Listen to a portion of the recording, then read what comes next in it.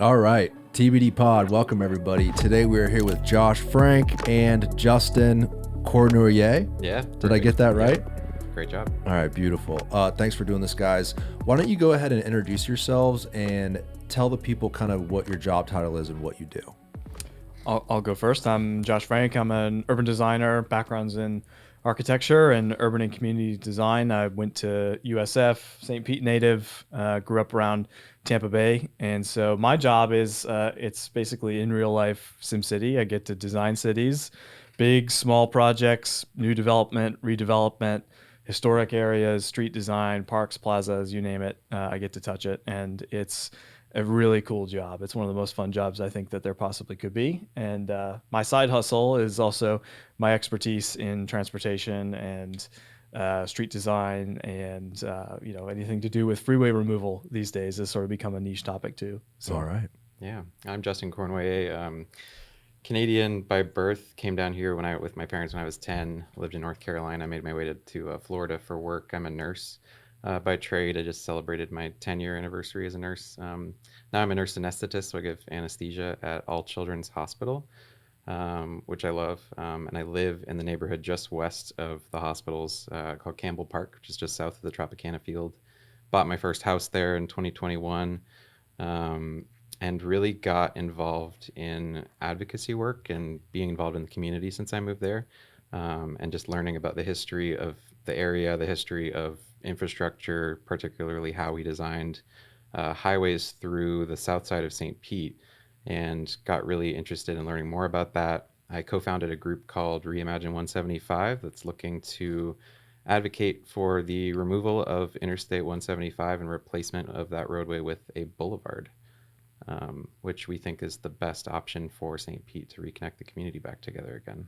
Where did the Boulevard idea, was that originally from Josh with Boulevard 275? Is that how those two things got married, or where did that come from? So the downtown mobility study in 2022 actually had that language in it as one of the options.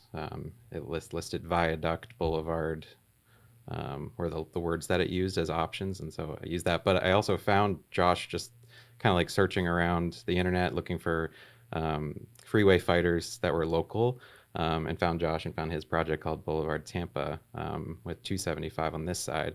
And so we had kind of he's a co-founder along with me, and we kind of married the two together. So one of our hashtags is BLVD St. Pete. And Boulevard Tampa, was that, how novel was that at the time? That was a few years ago. I wouldn't say it was on the cutting edge, but it was really one of a few that was really more successful in terms of gaining traction and finding its way into the long-range transportation plan. So I actually had a lot of similar campaigns in the 2016-17 realm, sort of asking me for advice, and I was kind of like, whoa, I feel like you guys are a lot further along than we are, but so I'd say it was a movement of a core, group of cities that were pushing for this at the same time, just coincidentally, inspired by a few projects here and there that have happened in the 80s and 90s, sort of a second wave. Yeah. But, really this core group of folks in different cities around the country have kind of banded together as freeway fighters. We have a big, long group chat, group email. We have a Discord server. Like, there's a lot of us working together on these types of projects. And so I was one of 10 that was nominated in the CNU, the Congress for New Urbanism's Freeways Without Features report. We were in it 2 times, I think 2018 and 2019 or 2020. And along with other places that are actually doing it now, like Syracuse and I-81, which I get to work on in real life, which is cool. Claiborne Expressway in New Orleans, a few others. But even before that, even before Boulevard Tampa, I actually had the chance to work on the removal of 175 and 375 in St. Pete as a student, a hypothetical project for the city of St. Pete, who was kind of exploring some ideas. So what ended up in the multimodal plan for the city of St. Pete, when Justin saw it, had a little bit of an inspiration from some of the stuff that I had worked on about 5 or 6 years earlier. So it's kind of a little idea that's somehow moved its way forward for a decade now. In kind of a big way too, right? I mean, like now some municipalities around the country are actually removing their highways. They are. I think there's 13 that have successfully taken them down in the U.S., I think is the number. Several in the pipeline. And I like to use Providence as a good example of one that took one down a while ago and has seen a huge rebirth of their downtown and an entire neighborhood be built in place of it. Milwaukee's another great example. One that comes to mind for me is Seattle. Seattle's huge. That to me is the most dramatic. Boston's another one. They kind of there's a negative connotation there with their issues they had with that project, the Big Dig. Can you look up, Tyler, Seattle highway removal? The Alaskan Way Viaduct. See this. It was the Alaskan because Way. What they did was they removed that waterfront highway and totally unlocked their downtown's position to the waterfront. Like now they have this amazing boulevard with trees. It's beautiful. And when you see it in a visual where you have that before and after shot, it's so dramatic. Yeah, I was there before and after, and it was shocking. Like I don't even remember being able to see the water, and now you can actually see it. Yep. There's some really great pictures too of while it was closed before demolition. Would be a good image. There's a before and after on the left, Tyler, 2019.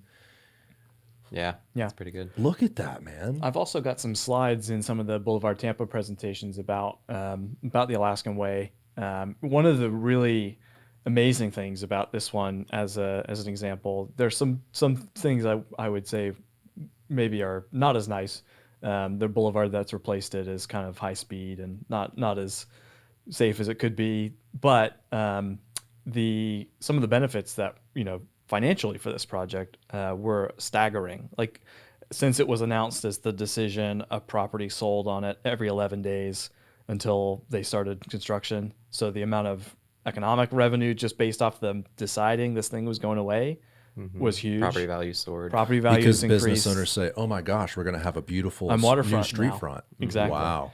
And the total amount of sales from all that property was like a couple $2 billion more total than what it costs to tear it down, build the new tunnel and the new boulevard and the park. That is so crazy. You would imagine there's no way it's economically feasible to build a highway and tear it down. You wouldn't imagine that it's a net benefit financially, but it is. It is in this particular circumstance. It is in most circumstances in cities, right? In cities. Cities are like the most fertile parts of farmland, right? It's the most economic value per acre. It's the most jobs per acre. It's the most income per acre. It's where the people are. Where the people are, right? Where the jobs are, where the ideas are had and these conversations are had, where Steve Jobs and Wozniak meet and have a cup of coffee and form Apple. Like, that's not how it went, but you know what I mean? But highest and best use to that point, right? Yeah. Like using the city for its ultimate economic output maybe would allow you to save some of those suburban areas from pastures being destroyed, et cetera, right? Use the city for a city. You nailed it. Yeah. And, one of the tenets of new urbanism and what I get to do is, building a lot in one smaller area in a denser way allows you to preserve a whole lot more, whether it's historic areas or it's natural pastoral areas or the Florida Wildlife Corridor or, pervious or impervious wetlands. Like you take a pick, what your cause is. Good urbanism allows for good ruralism and other things that we want out of our built-in natural environments.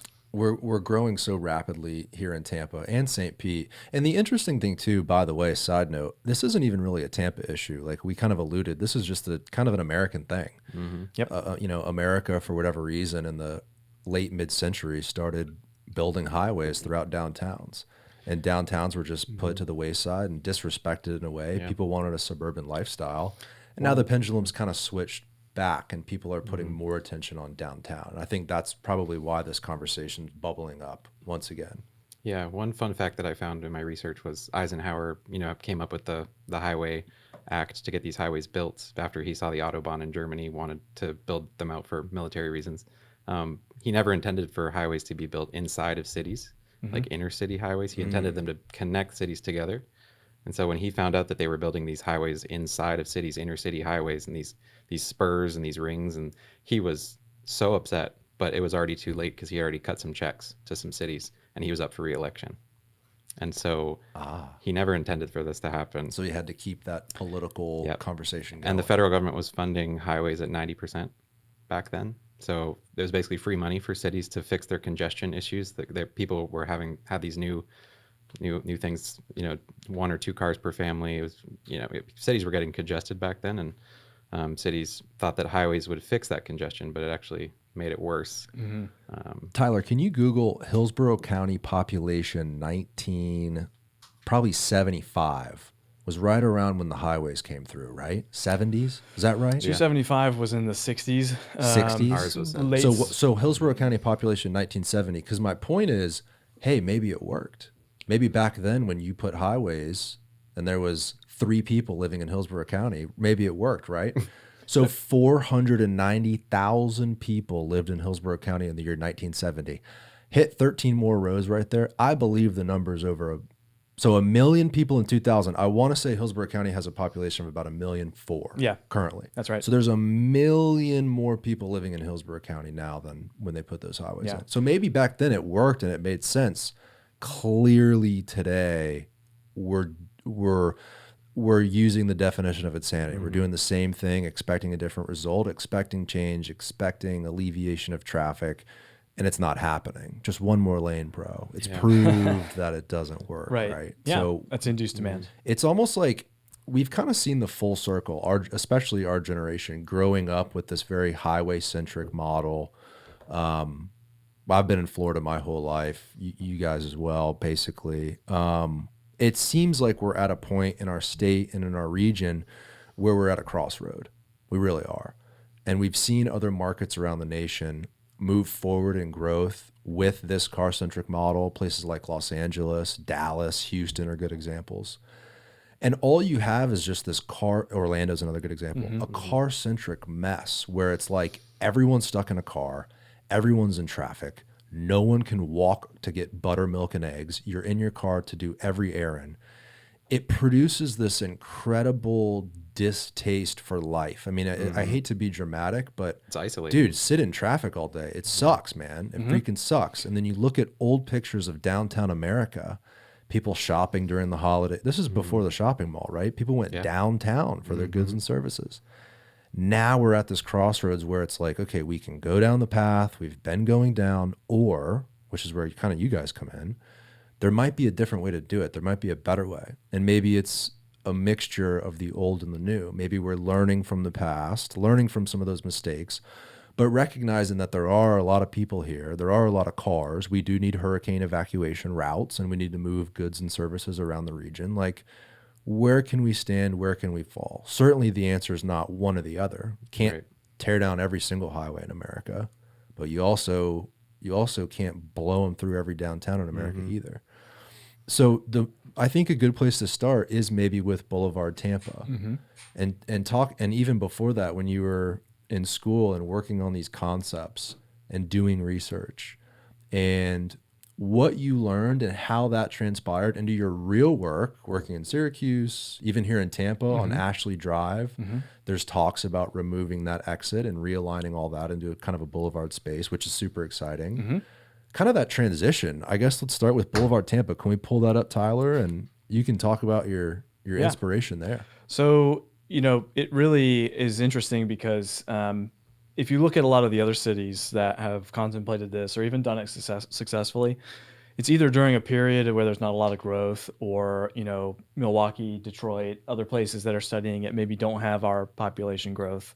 The traffic numbers by comparison aren't really that high. Like I'm sure we'll talk about in St. Pete, for example, their interstates are equivalent to like Bayshore or equivalent to like Kennedy or, Fourth Street, under St. capacity, Pete. Under capacity and really kind of low. Right? You and I would look at that and be like, 50,000 cars a day. Right. Try 200,000. Right. So this is a little bit of a different conversation, just table setting compared to some of those other places. Got it. Because ours is more about establishing Boulevard Tampa as the goal, right? Long term, whether it's 100 years from now, 200 years from now. I think the goal is for us to say this city is better off without 275 than it is with it, for a many number of reasons: health, equity, economic development, mobility, right? Like pick a topic, and it will be better without 275. So the whole goal of Boulevard 275 or Boulevard Tampa, if you look at the webpage, is to start the conversation, because the best time to plan for that is yesterday, right? So for us, nobody was really talking about that. DOT essentially came to the communities and said, we're going to double the size of 275 because our model that we did 20 years ago said we needed to do it then, and now we're doing it now. And then in another 20 years, I'm sure they're going to come back and ask for a couple more lanes. And Right. And you can only do that so much without taking away property, which the TBX and Tampa Bay Next projects were, going to be taking a lot of property. So the question is that the future we want? So this is 175 in St. Pete, but if you go to blvdtampa.com, is where I've got all the Make sure to information. pull this up too. Sure. Slide this over. Yeah. blvdtampa.com. And two, I think context is important. I want to talk too about what we lost, Yeah. what was torn down and what was lost with this interstate highway system. Yeah. It's important for people to understand that we didn't just exist with the footprint we currently have. Now, in downtown St. Pete, you've got 275, 175 to the south, and 375 to the north. Those two kind of exit essentially highways that run into east towards downtown. In Tampa, you've got Malfunction Junction, which is on the bottom. Yep. That's the thin version of Malfunction Junction. Correct. Right. The early version, probably 1960s, Right. like you said. Now, without that, Tyler, could you get a separate page and just Google image? We have it up here too. I have a map of the 1914 Yep, Tampa streetcar. streetcar. A famous map. It's almost like we literally lost like 50% Well, of our urban core. I want you to look at a couple pictures like this one where the interchange is right now. If you scroll up, you see the middle school right here in the foreground of the other black and white, right in the middle of the image. There's the old I think it was George Washington Carver junior high, if not George Washington Carver, something similar. But in any case, look how close that junior high school was. By the way, the first junior high school in the country. It was to the interstate, right? Mm-hmm. Like a matter of feet from classrooms where they're teaching kids. So if you scroll back down to the other black and white image, you can actually see the embankment and on the very bottom where the school was. Today, that's an empty lot, and that's where they're staging all their equipment for the expansion. So not only was it impactful in terms of that school specifically, which, schools are some of our most prized places in communities. Mm-hmm. They're more than just where we teach kids, but they're the centers of neighborhoods. I also want you to look at this image and tell me how many different neighborhoods you see. There's at least 6. Downtown, Ybor, Central Park, Tampa Heights, VM.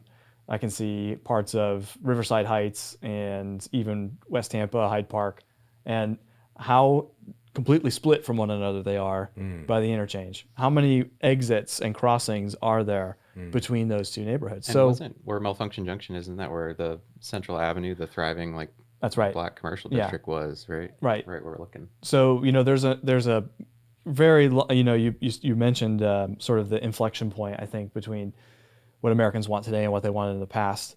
The interstates weren't the only reason for, whether it was white flight or for, the suburbanization and sprawl. Mm-hmm. There's a lot of reasons.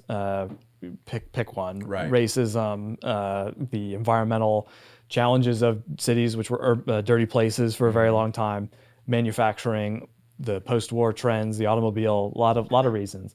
Interstates didn't help. They accelerated that process. It was like putting gas on a fire. And all of that was, importantly, based off of redlining and other decisions that basically made parts of cities, they were deemed inferior to other places, and that was almost purely based off of race. So the interstate was placed here on top of African American and Cuban American and Spanish American communities on purpose, right. to destabilize those neighborhoods for the benefit of folks outside of the city of Tampa. Mm-hmm. The important thing is, or the positive to this is, cities change for hundreds of years. And it's really exciting now that people are starting to rethink this. Like, I mentioned it being like the most fertile grounds of a farm, right? You wouldn't dredge a canal through the middle of the most fertile parts of your farm. You'd want to grow your crops the best you can there for high yield. If we treated cities the same way, we wouldn't do this, to start, and we certainly wouldn't double down or triple down on it in the future. So the whole Boulevard project is to get people to start thinking about a future without it, so we can start planning for that future without it. That means investing in transit, land use, environmentalism. Look at the tree canopy in this historic picture, right? It's pretty amazing. One of the huge assets that city has. Because cities really are our future. And they're constantly changing. Right. Well, that's what made America great initially. The turn of the century, all the ingenuity, the manufacturing, all of the big businesses that were created that had never been created in world history, the conglomerates, the oil, the rail, right? Research, all the stuff in the turn of the century from the 18 to the 1900s happened in the cities. And today, God, we're so far from that. We're so far from that in so many ways. We're so closer and connected through technology, but there's still a gap. And the gap is clearly expressed in, like I said earlier, with traffic. We're separated from each other in physical space to a point where we've lost empathy. We've lost a sense of community. Like, my grandfather was born in Seminole Heights in 1933. He told me that when he was a kid and when he was growing up, like when he was my age in his 20s and 30s, this isn't even just Tampa, right? This is the American city. Yep. People were so connected. They were so involved in local politics. They were so involved with each other's businesses. There was a real relationship to be had with the guy that owned the corner store and the butcher, and people lived in this like cohesive environment, and were all a part of a neighborhood, of a city, and then collectively of a country. These freaking interstates are the real culprit to a lot of our problems in this country. I think you really get a sense of this when you travel abroad, especially to Europe and even Asia and other places, South America too. The interstate culture and the highway culture in America is unlike anything else in the entire world. Yeah. And I think it expresses itself in the way people are angry on the roads and the way people act when they're in public. You didn't have that before the interstates. There's a million reasons for that. Right. But I agree with you. Like, I think the interstate is a culprit for some of our issues, and it's not something that people think about. I think there's two really important things to remember. One is for the first time in human history, more people are living in cities than not. And that's, relatively recent, where we've gone from 5 out of 10 to 6 out of 10 to almost 8 out of 10 people living in a metropolitan area, right? As a species, that's a huge change for us to go from nomads and tribes, hunting and gathering, to founding places based off of their value, whether it's in the soil or in the water or in the climate or, for trade or for whatever reason. So we're, as humans, the cities are the best invention we've ever had for us to be able to put down a place on the map that, by the way, no two are ever alike. Each one's totally unique in its own special ways. And that's amazing, right? That's what makes Rome incredible. That's what makes Cincinnati, Ohio incredible, right? And that's something that as humans, I think we look for and love our place that we live, and we love to love the place that we live, and we love to have the flags out on the front porch, because there's a sense of pride that you lose when you get away from that millennia old, earned, authentic way that humans have grown together. The car basically flipped that in a span of 50 years compared to millennia of me being able to see you, from the local market where we meet at the crossroads of Main and Main, or at the crossroads of the streets in the center of Florence, right? That was the way humans did things for centuries. Well, what is the entrance to a place of business or service in a place like Rome, right? You've got the cobblestone streets and this intricate architecture you're walking into, and a big bronze door with sculptures, and I mean, everything is for beauty and for people, right? For human beings. Yeah. Well, what do you get as an entrance in America? You pull up to a freaking parking garage with concrete. You got your parking space painted pink so you can remember where it is. I mean, that's basically it. That's the culture of this country. You could even blame the level of division that we have in our country today because of our car-centric culture. You can blame the level of segregation that we have in our city to our car-centric culture, the division we're experiencing in our politics, because people are just separate from folks that are in a different income class, that are in a different race, that are in that different age groups even. Like, we're all just so separate from each other. How about health? Health too. How about drive-throughs? Yep. Yeah. How about why do I not gain weight when I go to Italy? Why I'm walking everywhere. Why isn't there a single grocery store in the south of St. Petersburg? Why do I live in a food desert? Wow. Why is life expectancy in my neighborhood 16 years less than the rest of the city? Yeah. There's those big topics, but also even down to the small things, advertising. How many window storefronts are painted, and can you read the opening hours of versus advertisements that are up above and in front of you, on billboards, right?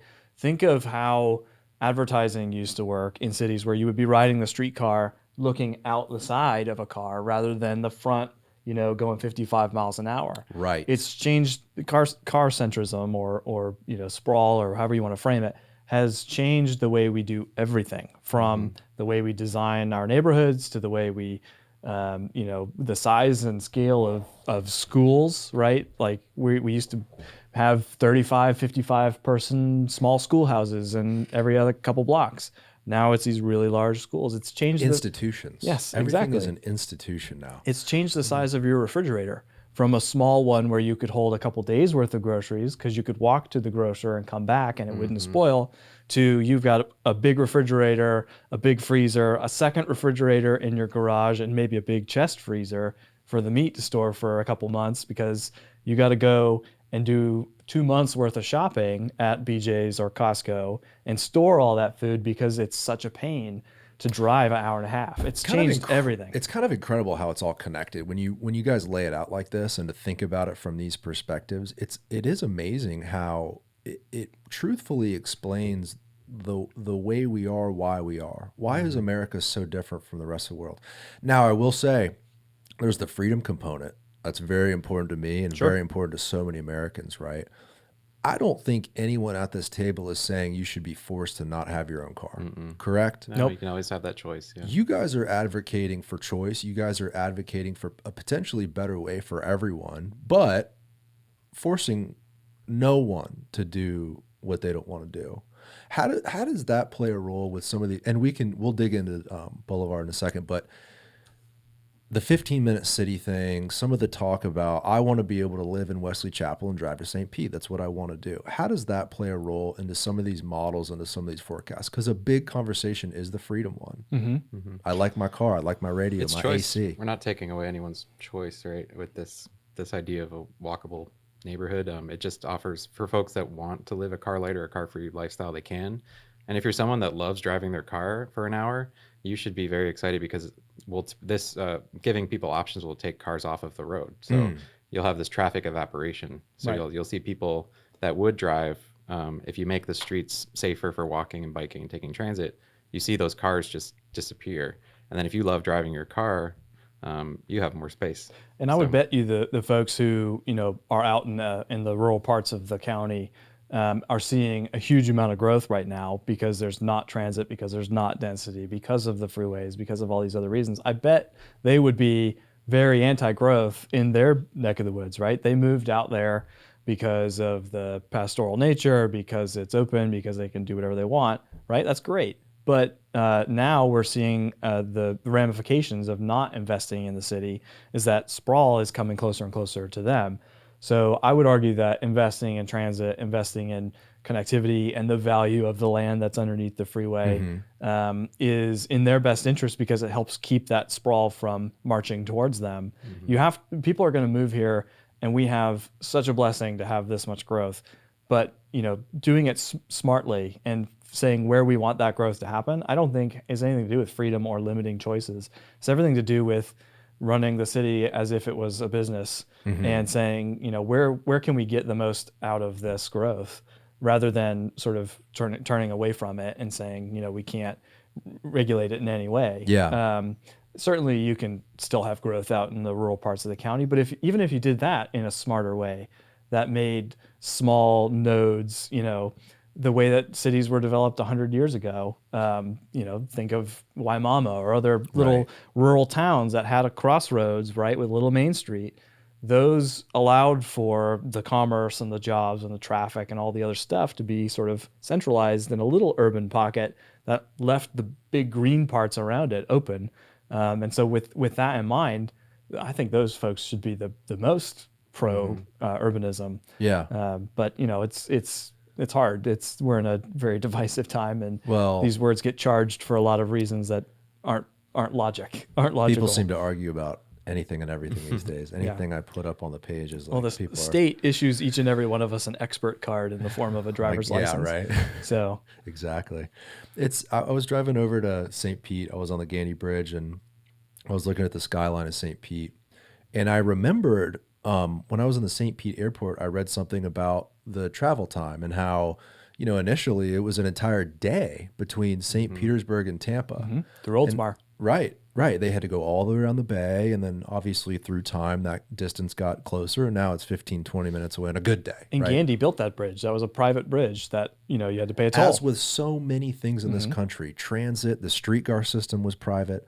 But I think the definition of a city has been so screwed up over the decades. Like Palma Sia, Swan Estates, Beach Park, those were the suburbs. Streetcar suburbs, yeah. Those were the freaking suburbs. Wesley Chapel, that was in the middle. I mean, that was the country, right? The neighborhoods of Tampa we think of today were really the suburbs. And that was because you had this ultra dense downtown with adequate shopping to service an entire region. And the streetcar, most importantly. And the streetcar, exactly. And the streetcar map. Tyler, can you pull up that streetcar map we have? I think you could Google like streetcar Tampa 1918, I think it is, and it'll pull it up. But my point is, as the definition of our city has expanded and we've annexed such a huge portion and treated everything within the city limits the same, now it's established this massive city where a place like Wesley Chapel almost has to exist because you can't build anything like that within Tampa where it's not zoned for it. You have this almost like suburban city in a weird way. And then you have to bulldoze the pastures. You have to have tens of thousands of homes out in Hillsborough County to support the city. In some strange way, what I've realized is Tampa has been, I'm not going to use the word, it's too strong of a word, but yeah, there's the map. Tampa has been used and abused, and the counties, the surrounding counties have had so much advantage to Tampa having interstates ran through it, the empty parking lots. It's almost like, I don't know, Tampa was used as like the moneymaker for the region and like the tax basis, but then everything else has been... Most cities are for... Yeah. Do you know what I mean? Like the suburbs are all enjoying their wide open spaces and their manicured lawns and their perfect non-potholed streets. And then the people in the city get the short end of the stick. You could make an argument, that from a cost benefit standpoint, there's a lot of reason to invest more in cities for infrastructure and certain things because it's certainly negative to do so out in the exurbs. And so, for example, Wesley Chapel, nothing against Wesley Chapel, costs us as a society and as a region more to build sewer lines and sidewalks. Are just longer linear feet, right? It's more linear feet. It's more maintenance. It's less homes per foot of sewer. It's less efficient. So we have to do a lot to subsidize some of this growth outside the urban center. Yeah. And I'm not saying it's not worth doing. I'm just saying that if we think of it that way, there is a better way to do that, where if you took that same streetcar map, because you touched a little bit on something that I think is a lot of people don't necessarily understand, is these streetcars made little satellites right around downtown.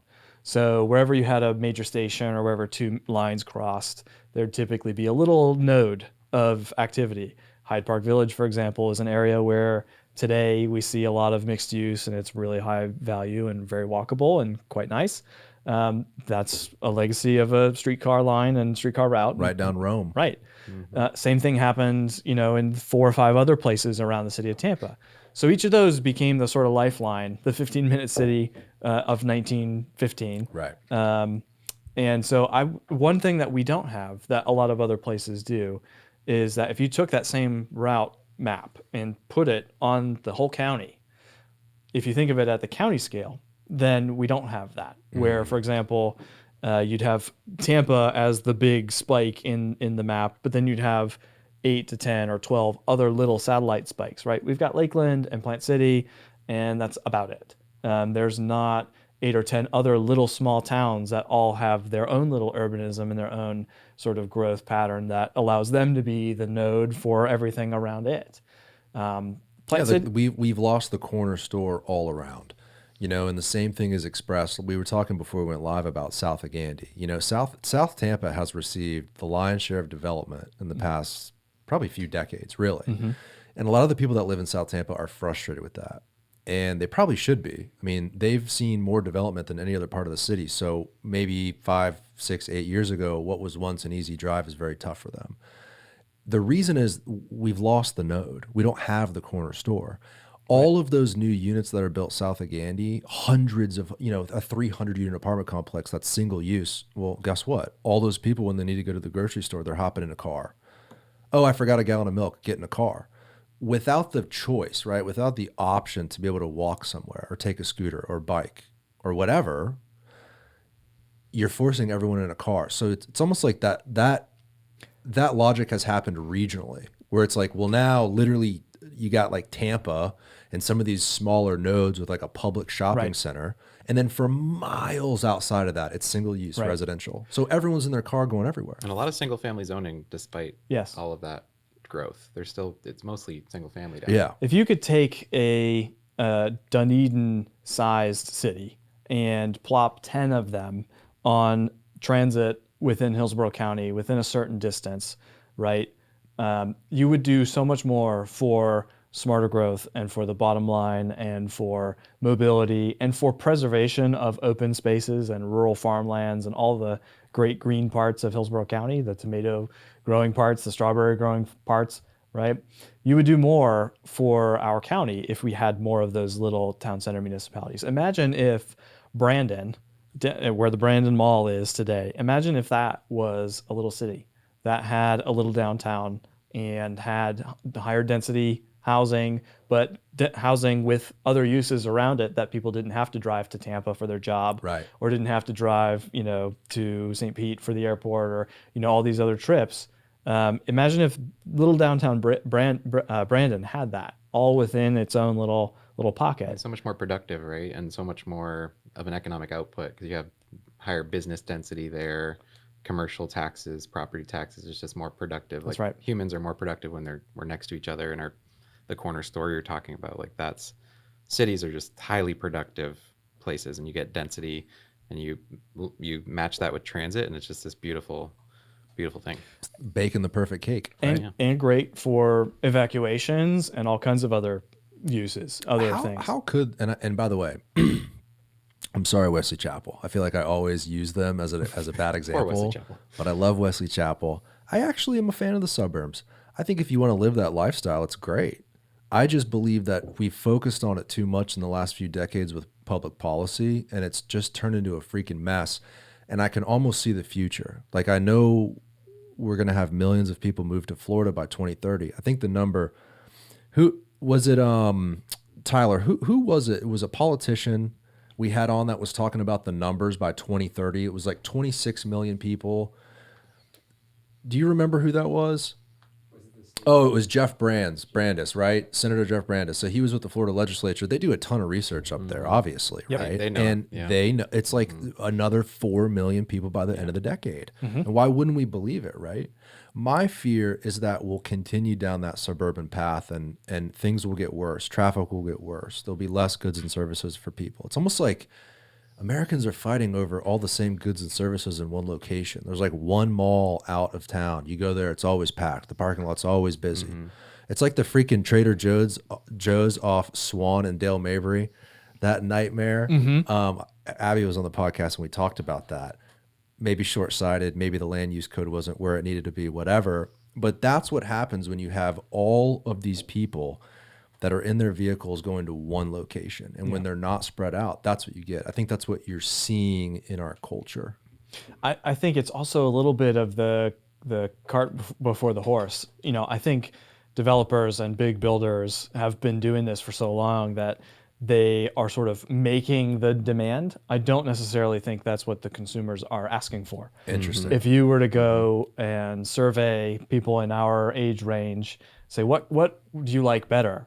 The suburban house with the big 2-car driveway garage and the manicured lawn and the HOA fees, which some people may say yes, and that's totally fine.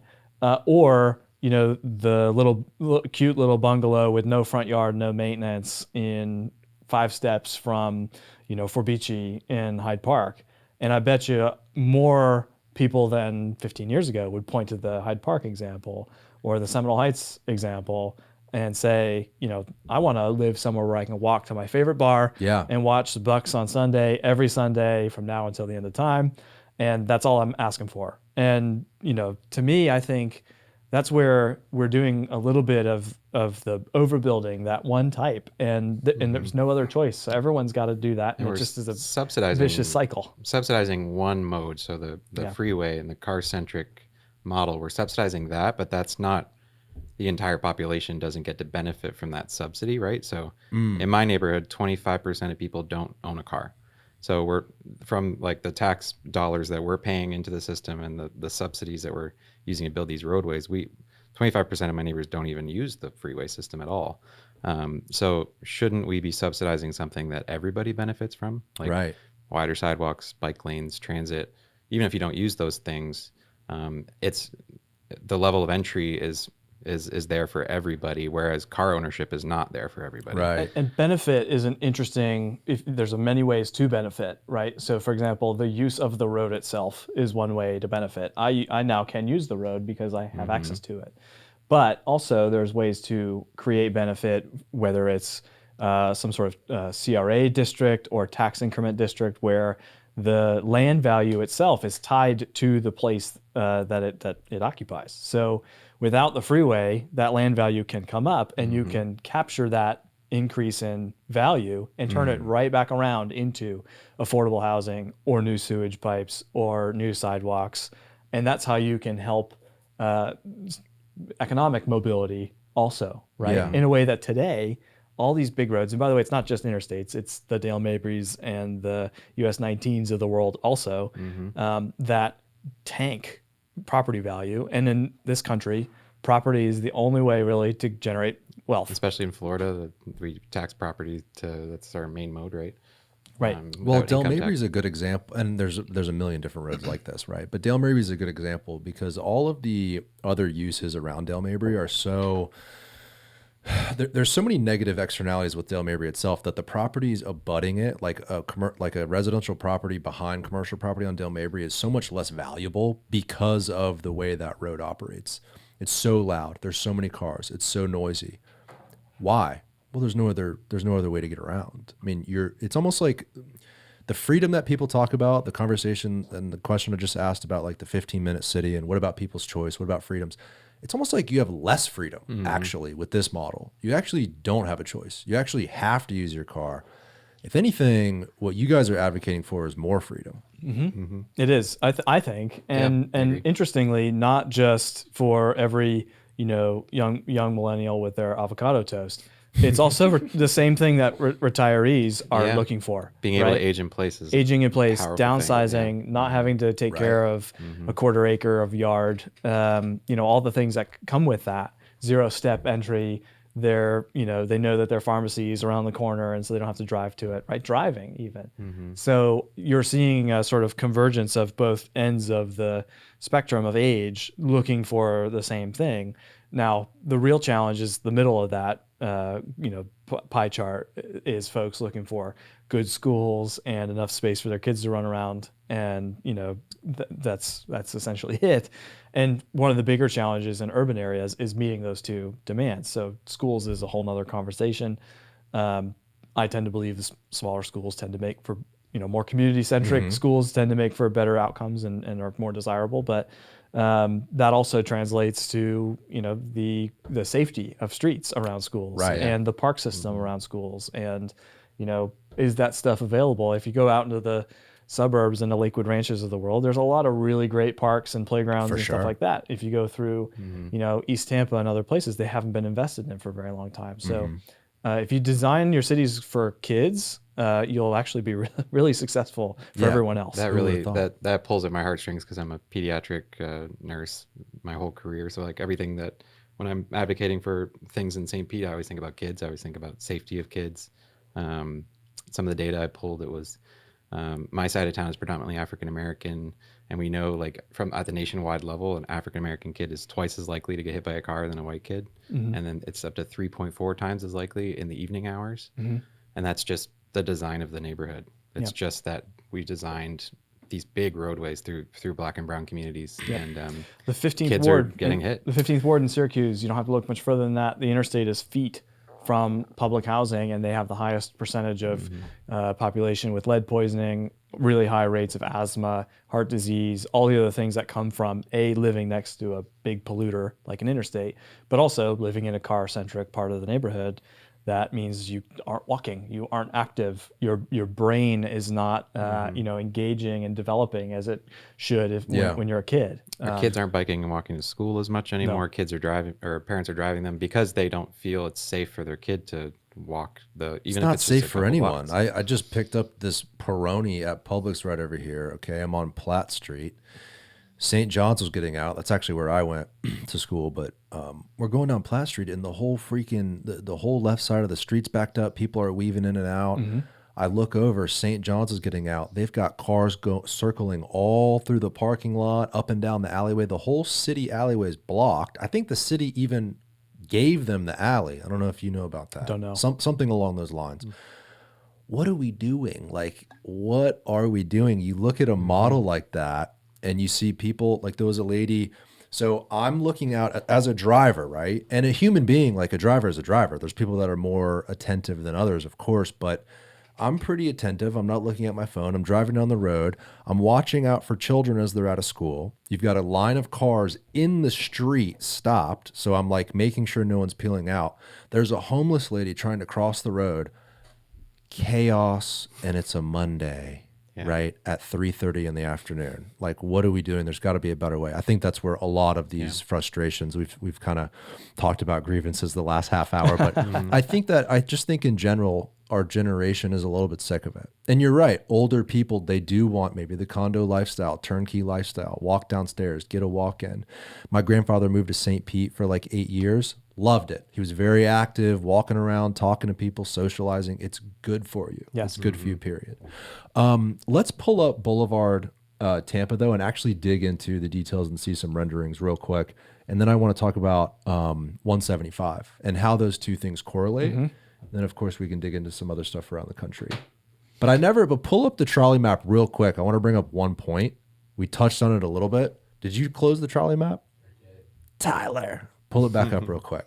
Because it's important for context, just so people can get an idea. If you're just listening, basically, it's a picture of Tampa's urban core. There is a trolley map line overlay, but you can see the blocks where the blocks were platted.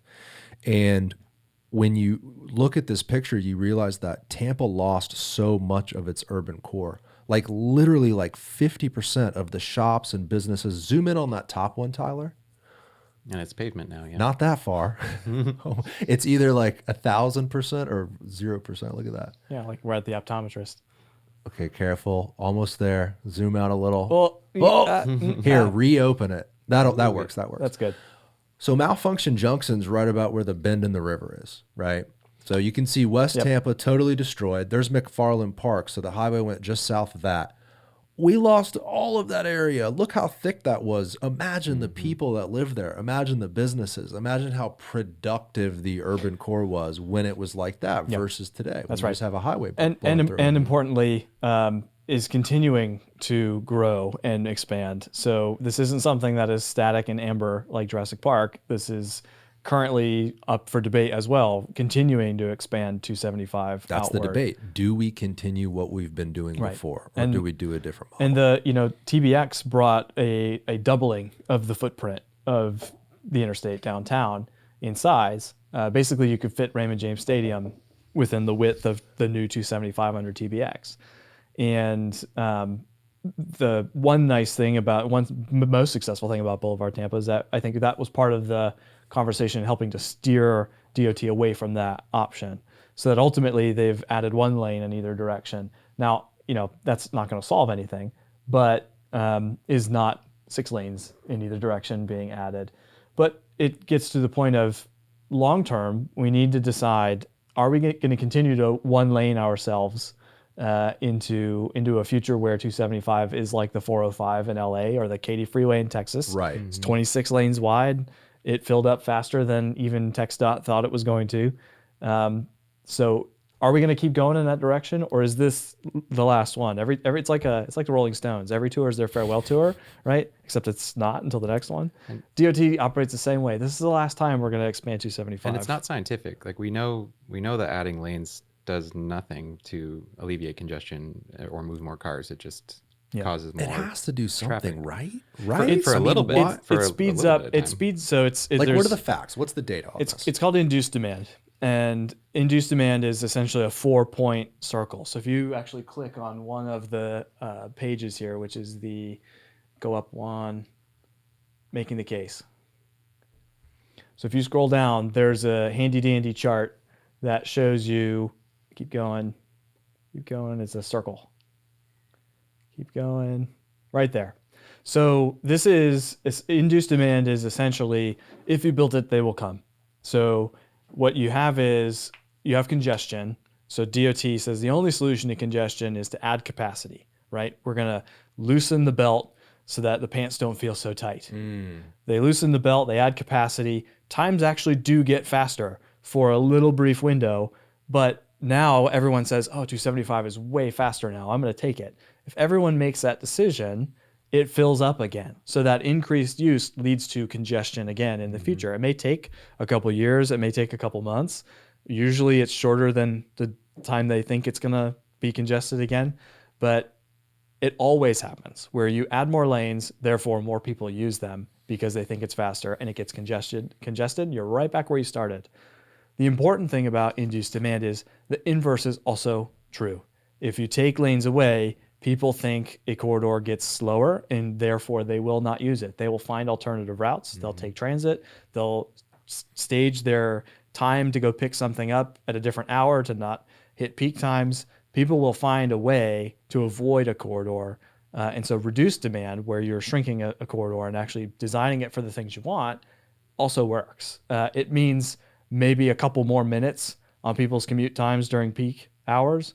But that's something that we can address with other things like smarter land use and transit and walkability.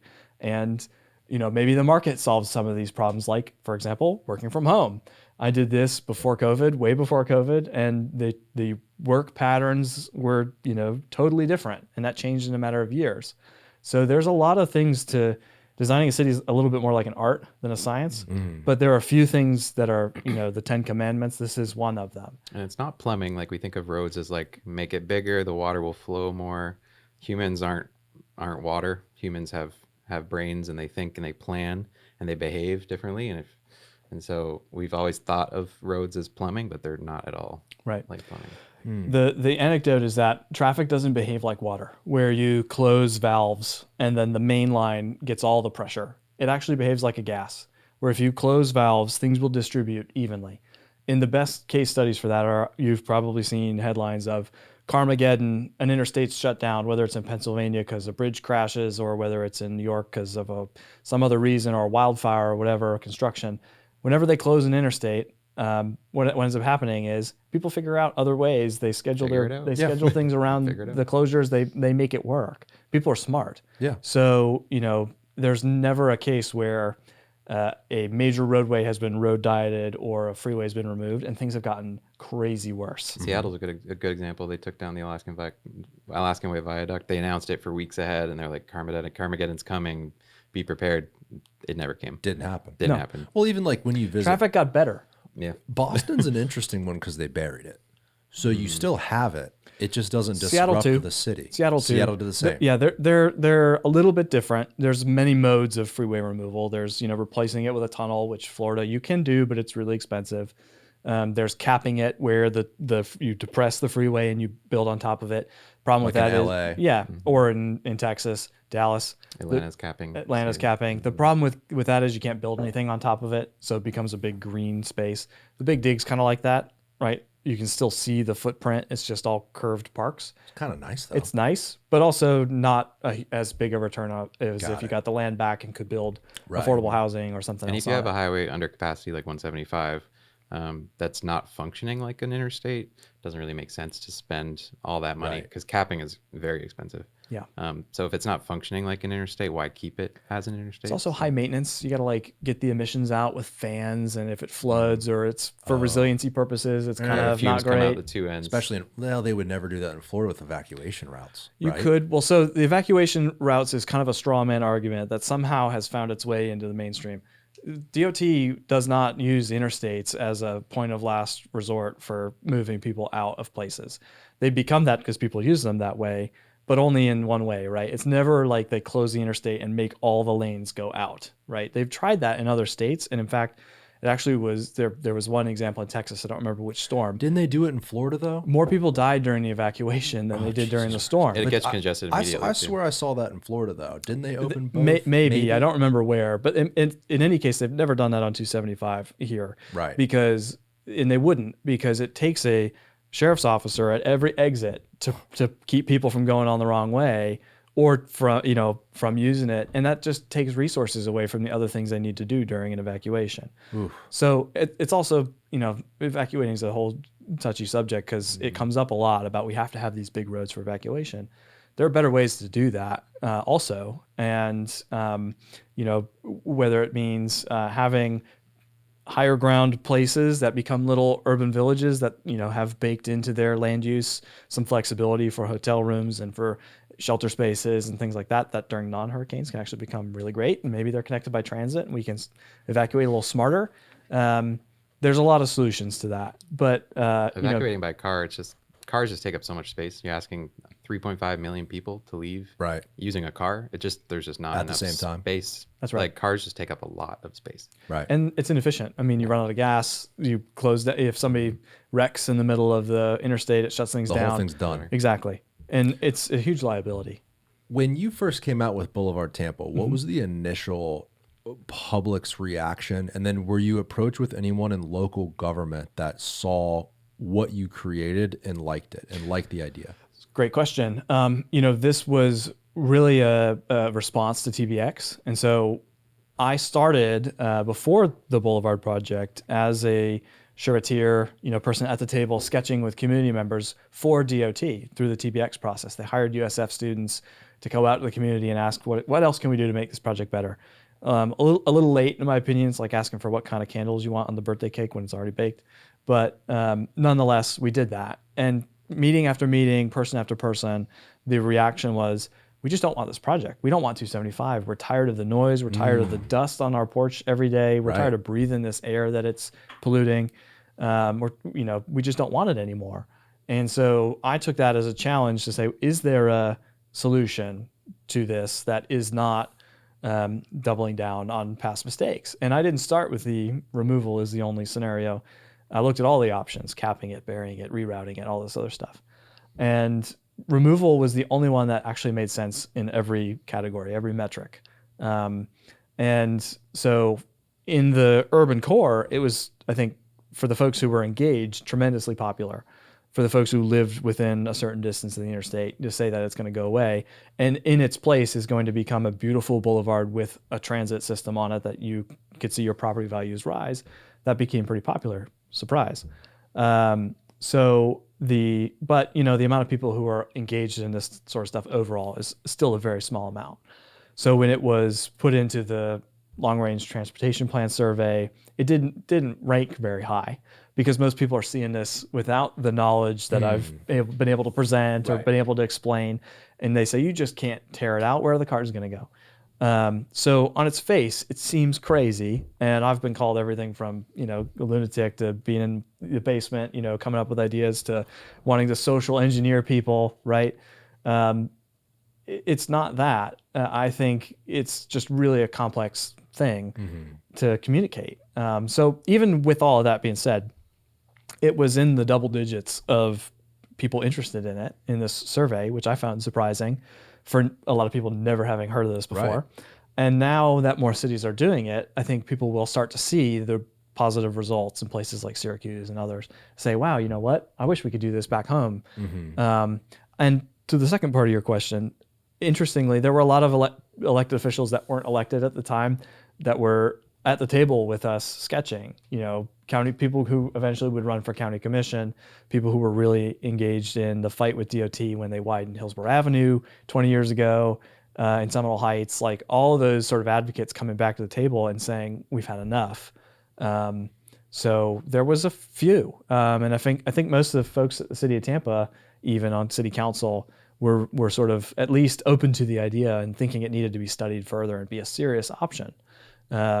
So it had some success, which is interesting. That is interesting. Yeah, because the idea is crazy. I mean, everyone has to admit removing the highway on its face to someone who doesn't pay attention to any of this stuff would imagine like, what? The world's going to come crashing down. What are you talking about? Yeah, right? Exactly. Again, everything we've talked about on the show today, it's part of our culture. So I think the idea that you eliminate it almost is like disruptive to the American mind where you like, that's not possible at all.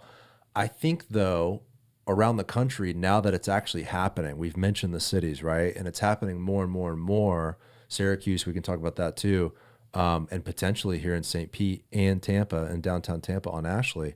I think as the practice is provided and as it's proved in concept, people will be more warm to the idea of something that now 275 would be a major that would be I don't even think that there's an example of that around the entire country. It would be probably the largest one. It would be probably the largest and most used one to have been removed and replaced. So we're talking about in the context of this specific highway removal conversation, a huge project. Yeah. If you go to one of the other sections on the site, you'll see a couple of the maps and the before and afters. This is really historical just to set the table and look how much and how many different kinds of interstates have touched every part of this state. We've even made land just for interstates. So we have Lake City, we have Orlando, Hillsborough County, the Howard Franklin, parts of Pinellas County. And for those that are just listening, it's, totally destroying not only our urban core, which we've talked about, but also just the lands of Florida, the pastures, the forests, all destroyed for highways. Yep.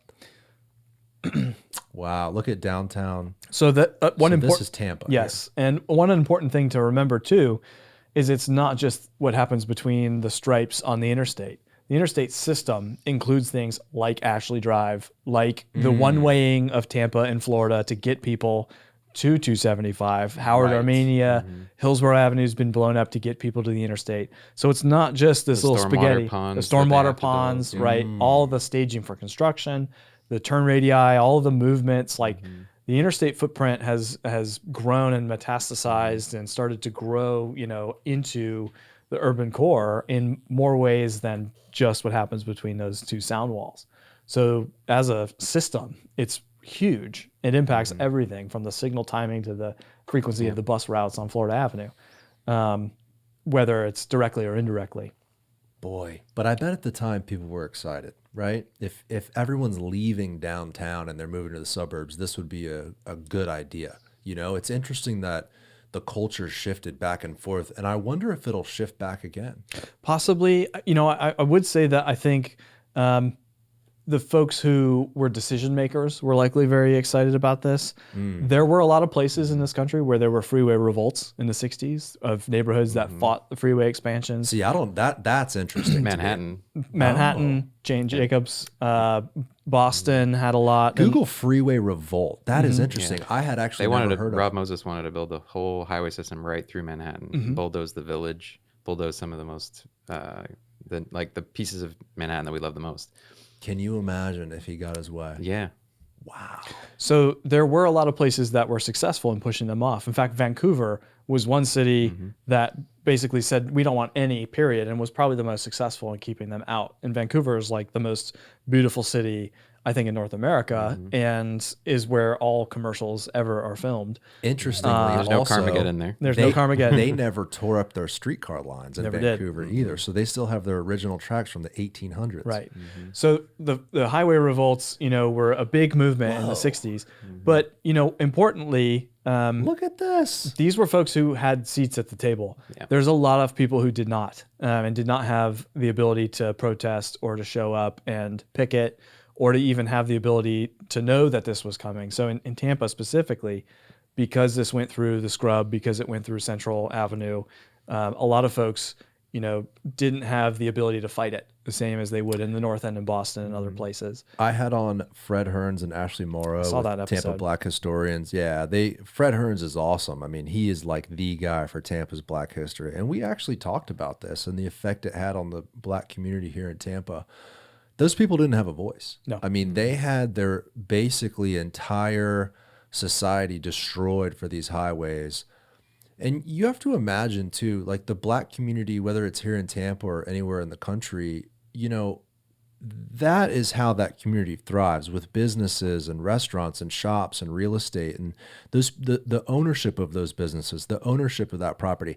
That's how any community, regardless if it's the Black community or not, thrives. Can you imagine if, I don't know, name a different culture in America, if they had their community destroyed by a highway? Harlem. They might be in the same position. Yeah. Interestingly, You know, it's Sugar like- Hill was the part of the gas plant that they took for 175, and it was called Sugar Hill. It was named after Harlem's Sugar Hill. It was in St. Pete. It was the prominent upper middle class neighborhood, doctors, lawyers, entrepreneurs.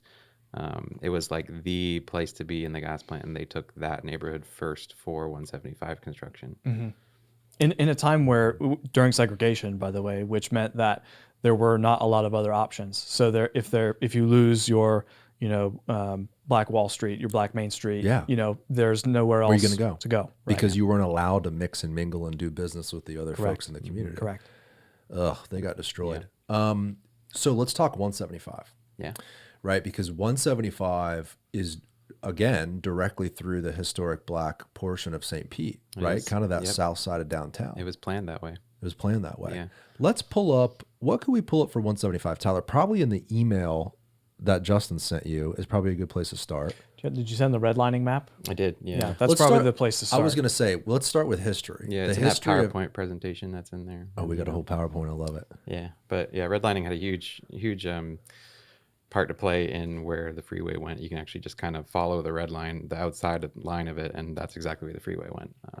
And to get the red color on that map, basically the number one, like if there was a presence of the language that they use, if there's presence of Negroes in that neighborhood, Wow. you would get a D rating on the it was the HOLC, the Homeowners Loan Corporation. So it was in the 30s. In response to the Great Depression, they were trying to figure out, what do we do? Keep going through, you'll see this one right here. Yep. So the red color is all redlined areas of St. Pete. So down in the south there, you'll see it's an industrial area. The Deuces, Midtown is what folks call it these days. And the rail line right there is that dotted line above D4. That's the old Orange Belt Railroad, not the Orange Belt, Suncoast Railway that is now the Pinellas Trail. Yep. So they converted that to a trail. But essentially, most of Pinellas County's African-American population lives in this section of St. Pete, the South CRA, now. And if you go to the first slide in this PowerPoint, you can kind of see, I just took a Sharpie and drew where the highway is kind of rudimentally, but the dotted line here, this is the map that they drew in 1931. The city had a plan to relocate all African Americans to this Negro segregation project. You can see at the top here, they had a goal of moving every Black person in St. Pete to this district. And they almost accomplished it.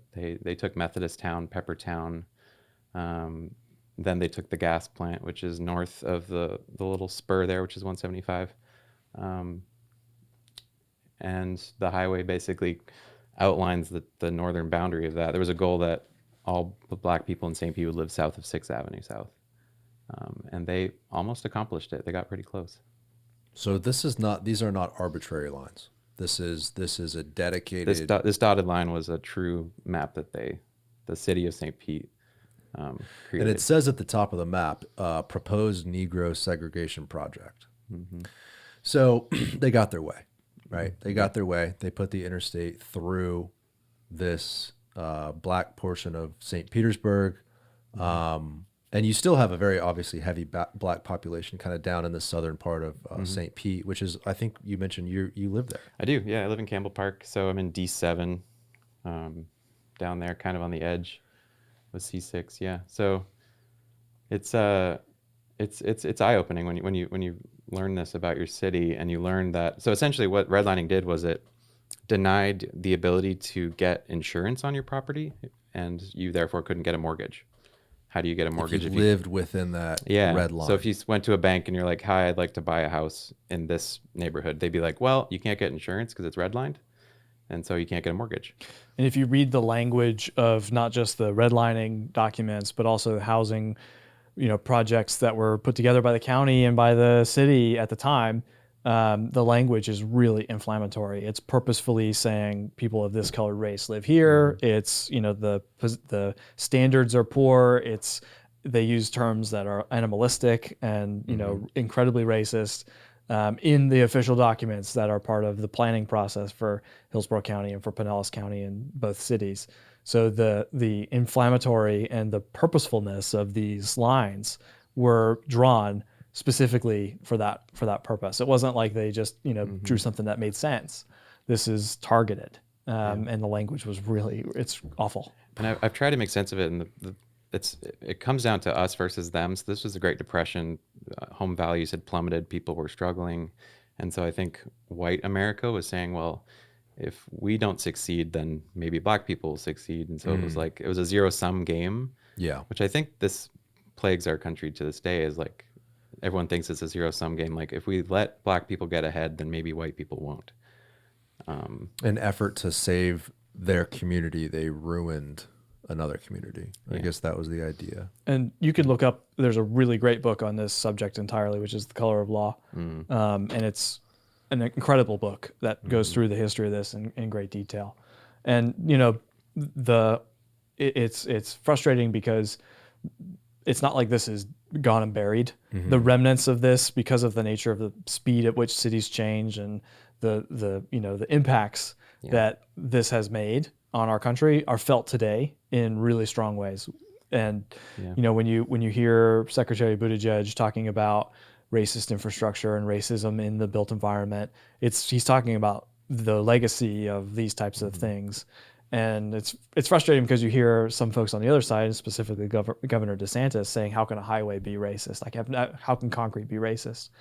It's just it's a lack of understanding the history and the I have another slide reason in there. where we are where we are. The FHA underwriting manual actually recommended cities build highways and arterial roads to divide white from black neighborhoods. It was a recommendation from the federal level. They said, build these roads to divide these two people together. So there's so much talk today about systemic racism. I mean, this is exactly it. It's the definition of it. And came from the top. Although we don't have those policies today, they clearly are still expressed in the infrastructure of our society. Yeah. And it's such a shame that so much of politics is encompassed with this rhetoric where you can't even find a solution in it. There's so much talk about this sort of stuff. It almost is like the word racist is just thrown around so much. But, dude, you're looking at a map that clearly displays the black community of a city, and whoever drew this up said, hey, put the highway right here and you don't have to deal with the black people. Keep them on that side of the highway. I mean, literally in the book, that's how it's written. Yep. Yeah. So the idea that a highway can't be racist, well, maybe the highway itself, but certainly where it is, what it looks like. And we can't say it was like the local leaders themselves. It was literally the manual, the book that was like, this is where you should put the road. And local government loves that free federal money. They do. You know, there was probably a lot of push and a lot of incentive as a local government to take that federal money and say, okay, I guess we'll put it there. And the city council at the time was all white, of course. Yeah. And, you know, the white municipal party won mayoral elections for a very long time in both Tampa and St. Petersburg. So this is where I got to say that the freeways didn't cause this, but they were a tool, a method, you know, that was one of many. And I bet you if you overlaid the redlining map with things like sidewalk gaps and lack of sewer and infrastructure and the, you know, quality of life elements like tree canopy and other things. Pedestrian fatalities. Fatalities are higher in all life of them. expectancy. Life expectancy is lower in all of them. Exactly. Well, even crime too. Crime is isolated in these little pockets where it's all sheltered and surrounded by these interstates. When you have a connected community, a lit up, well-connected community, a lot of that goes away. When everything's sheltered in one place with shitty roads and no sidewalks and bad infrastructure, well, of course, that's where the crime is going to concentrate. This South Sierra, this red line district, it's been labeled as an area of concentrated poverty. There's a huge amount of poverty in that area. It's actually worse now than it was in the 60s when the Fair Housing Act passed in 1968. It's more concentrated poverty now. There's less black home ownership in that district now than there was then. Right. It's gotten worse. It hasn't gotten better. So we think, oh, the time will heal all wounds. No, there was so much damage done. And the highways have a huge role. The deletion of generational wealth that could have been built in the black community, we deleted that. And that wealth did not come back. And the property, if you look at the property values, if you just fold, so the cool thing about St. Pete, Central Avenue is like 0. Similar to Chicago. If you fold the map on Central Avenue, the addresses are the same on the north side as they are on the south side. So I live on 10th and 10th South. If you fold it, I have a map twin at 10th and 10th North. I can promise you that house is a Craftsman built in the 20s, like my house. It was a streetcar suburb. But the home value there is double. It's double.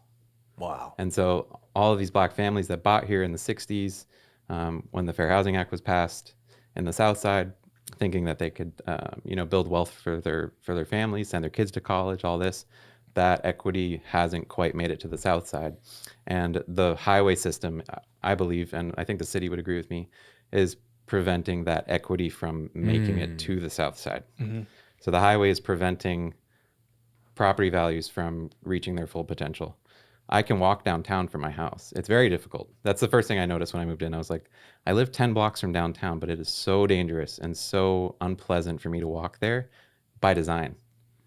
They wanted to separate the city in two, and they did it, and they accomplished it, and they prevented the south side from reaching its full potential.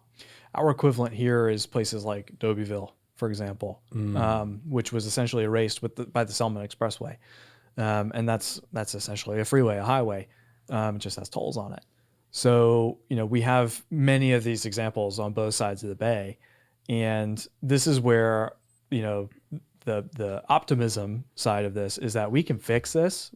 And it's a no pun intended, a great vehicle to capture that value and give it back to the people who have lost it over this, several generations, whether it's through a community land trust or building affordable housing or workforce development, you name it.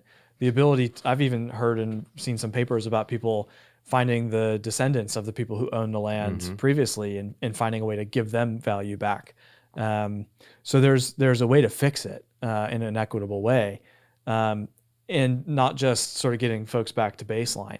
There's a way to really allow a lot of upward mobility beyond just sort of getting to fair market value. And so removing I-175, you believe would accelerate that economic output, the property value, the we've seen it happen in other cities, so we know it'll happen. With good stewardship, because if you were to just tomorrow turn the interstate off and delete it from the map, the market would take over and the value would skyrocket and gentrification would happen and displacement would happen. So big infrastructure and big planning, the same way it was detrimental for building the interstate, can be bad when you are doing good things too. So rather than displace the folks who have, I've worked in places now where the big dangerous roads that cause all kinds of health problems, people fight to keep them in their backyard because they're afraid of being pushed out if it's gone away and the value is increased too much, too fast. So the master plan for Reimagine 175 does include putting housing back where it was before. So you can kind of see the ghost of all the housing that used to be the yellow boxes where 175 is. Wow. Hundreds, if not maybe thousands of It's properties. north of 2,000 that were displaced by the freeway system in St. Pete. 2,000. It was about 280 by this little yellow box right here. So it could have been 5,000 or more people. Yeah. It was very dense, like multi-generational That's so many homes, people. right? That's crazy. That's one block. What's crazy is if you go to the West Tampa part of 275, they've essentially taken 3. So take the number of houses and residents and cash registers and businesses in that yellow box and pull it up on Google Earth for West Tampa, and you'll just see how large the impact has been and was. You go back to the slide before, it'll show you like a before and after. Maybe forward. This one right here. Yeah, look at So that, man. you can just see how much. Wow. Like a whole and community actually, was there. so the baseball stadium, baseball field That's still is there, yeah. So right? use the baseball as a point of reference. So for people that are Park, just listening, it's essentially a modern Google map of 175 tearing through right south where the Tropicana field is. And then on the top is a picture of probably 1940s, 20s, 30s. Early 20th century, and you have hundreds of homes, probably businesses too, corner stores, So that's Fifth Avenue, kind of in the middle of the black and white. all destroyed And it's for the the highway. same Fifth Avenue there, the one way.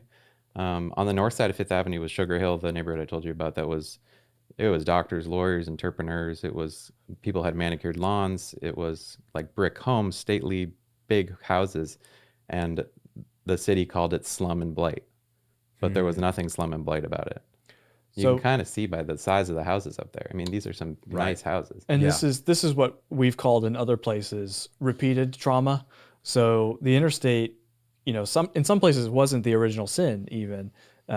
Sometimes it was a railroad that was put through. You get the term on the other side of the tracks from people putting railroads through redline communities and African American communities before there was redlining.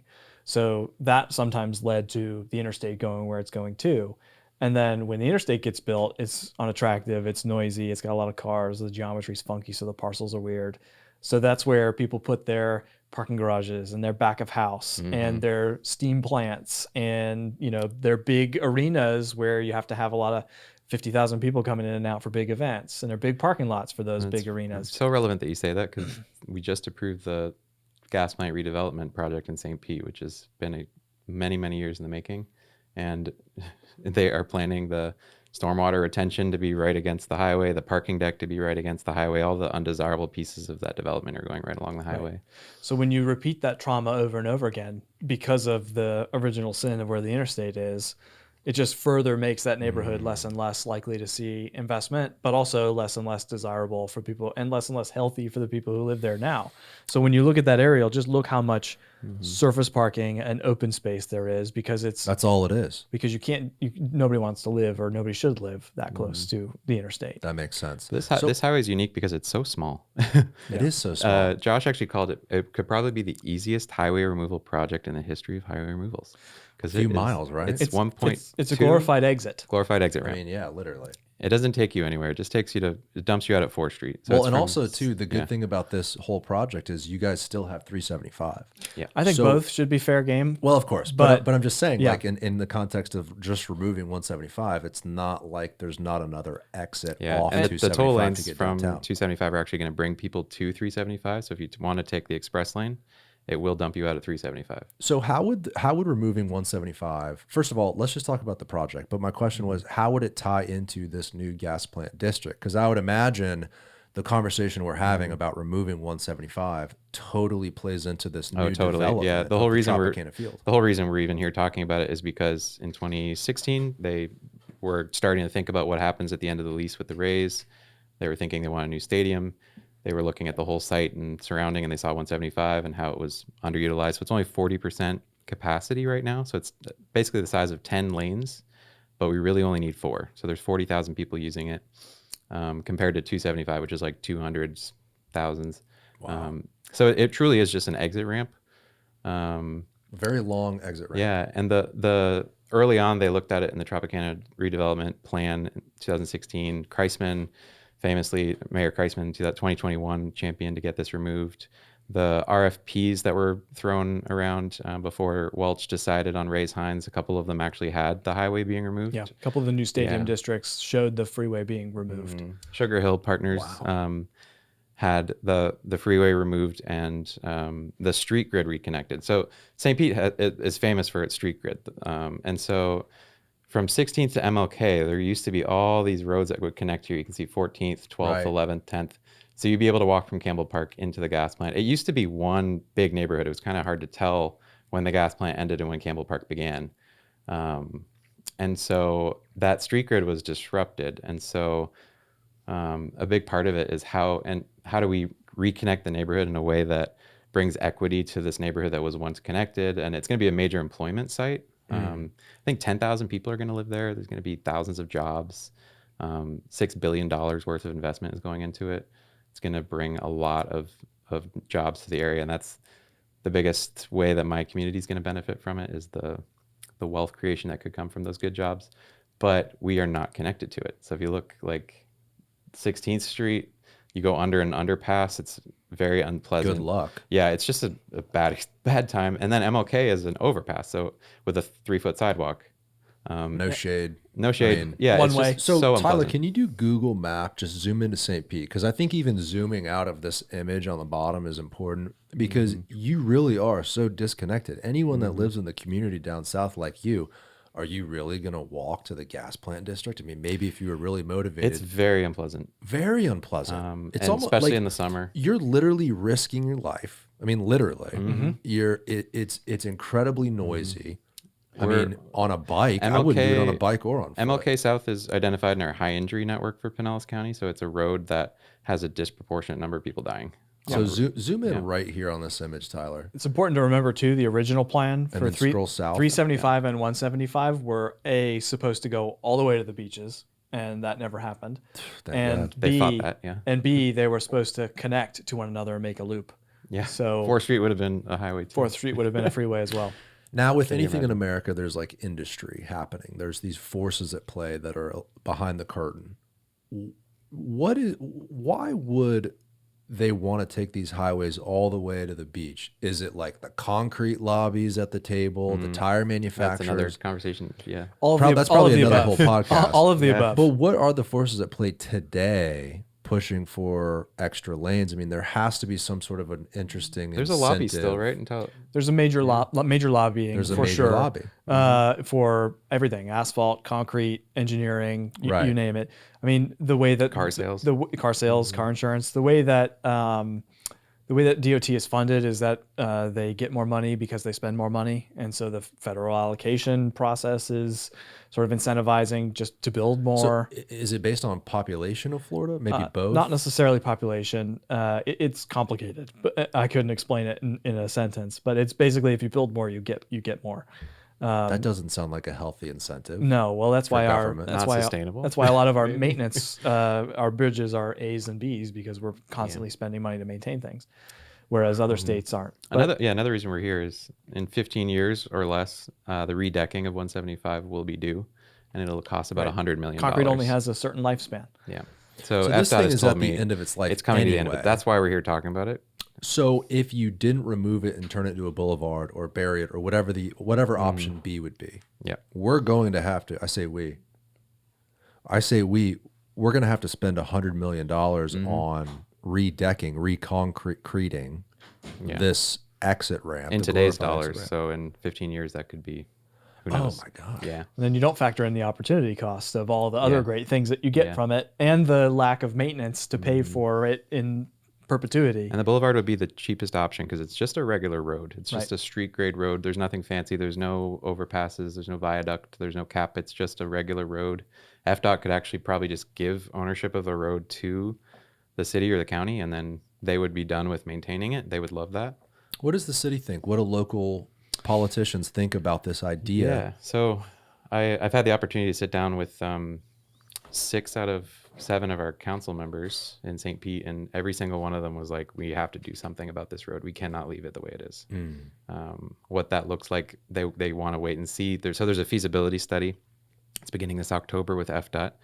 FDOT they've already laid down the little rubber traffic counters to look at the road for the next 2 weeks. And then in October, they're going to be there presenting their traffic data. They're going to say, this is what's possible.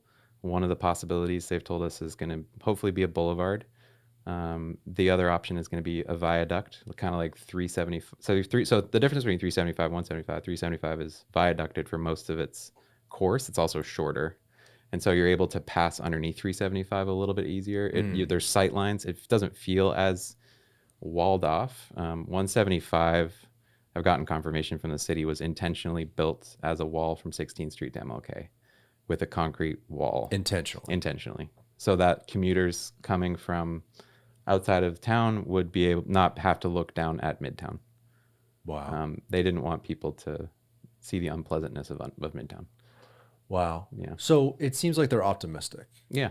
So they get the history. Everyone agrees that it's just overbuilt. It's huge. It's 450 feet wide. It's a mile long. It's huge. And there's but depending on how you calculate it, 30 to 40 acres that could be reclaimed.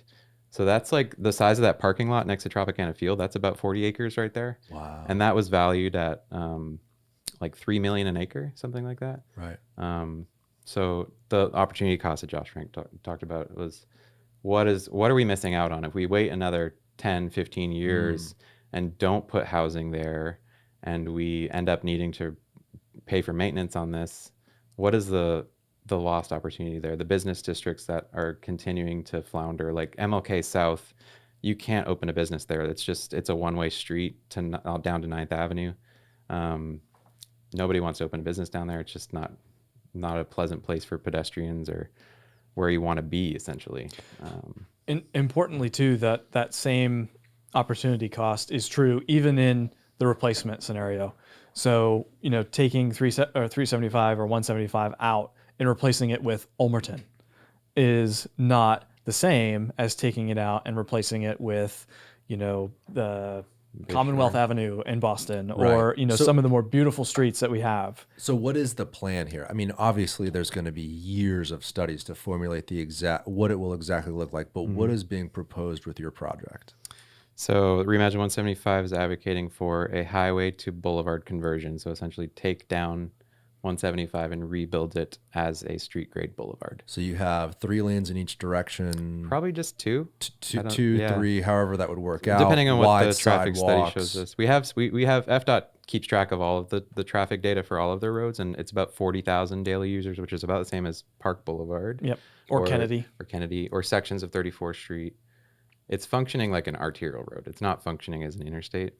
I don't anticipate them to find any new cars. I walk by it every day. I don't really ever see it. It's never congested.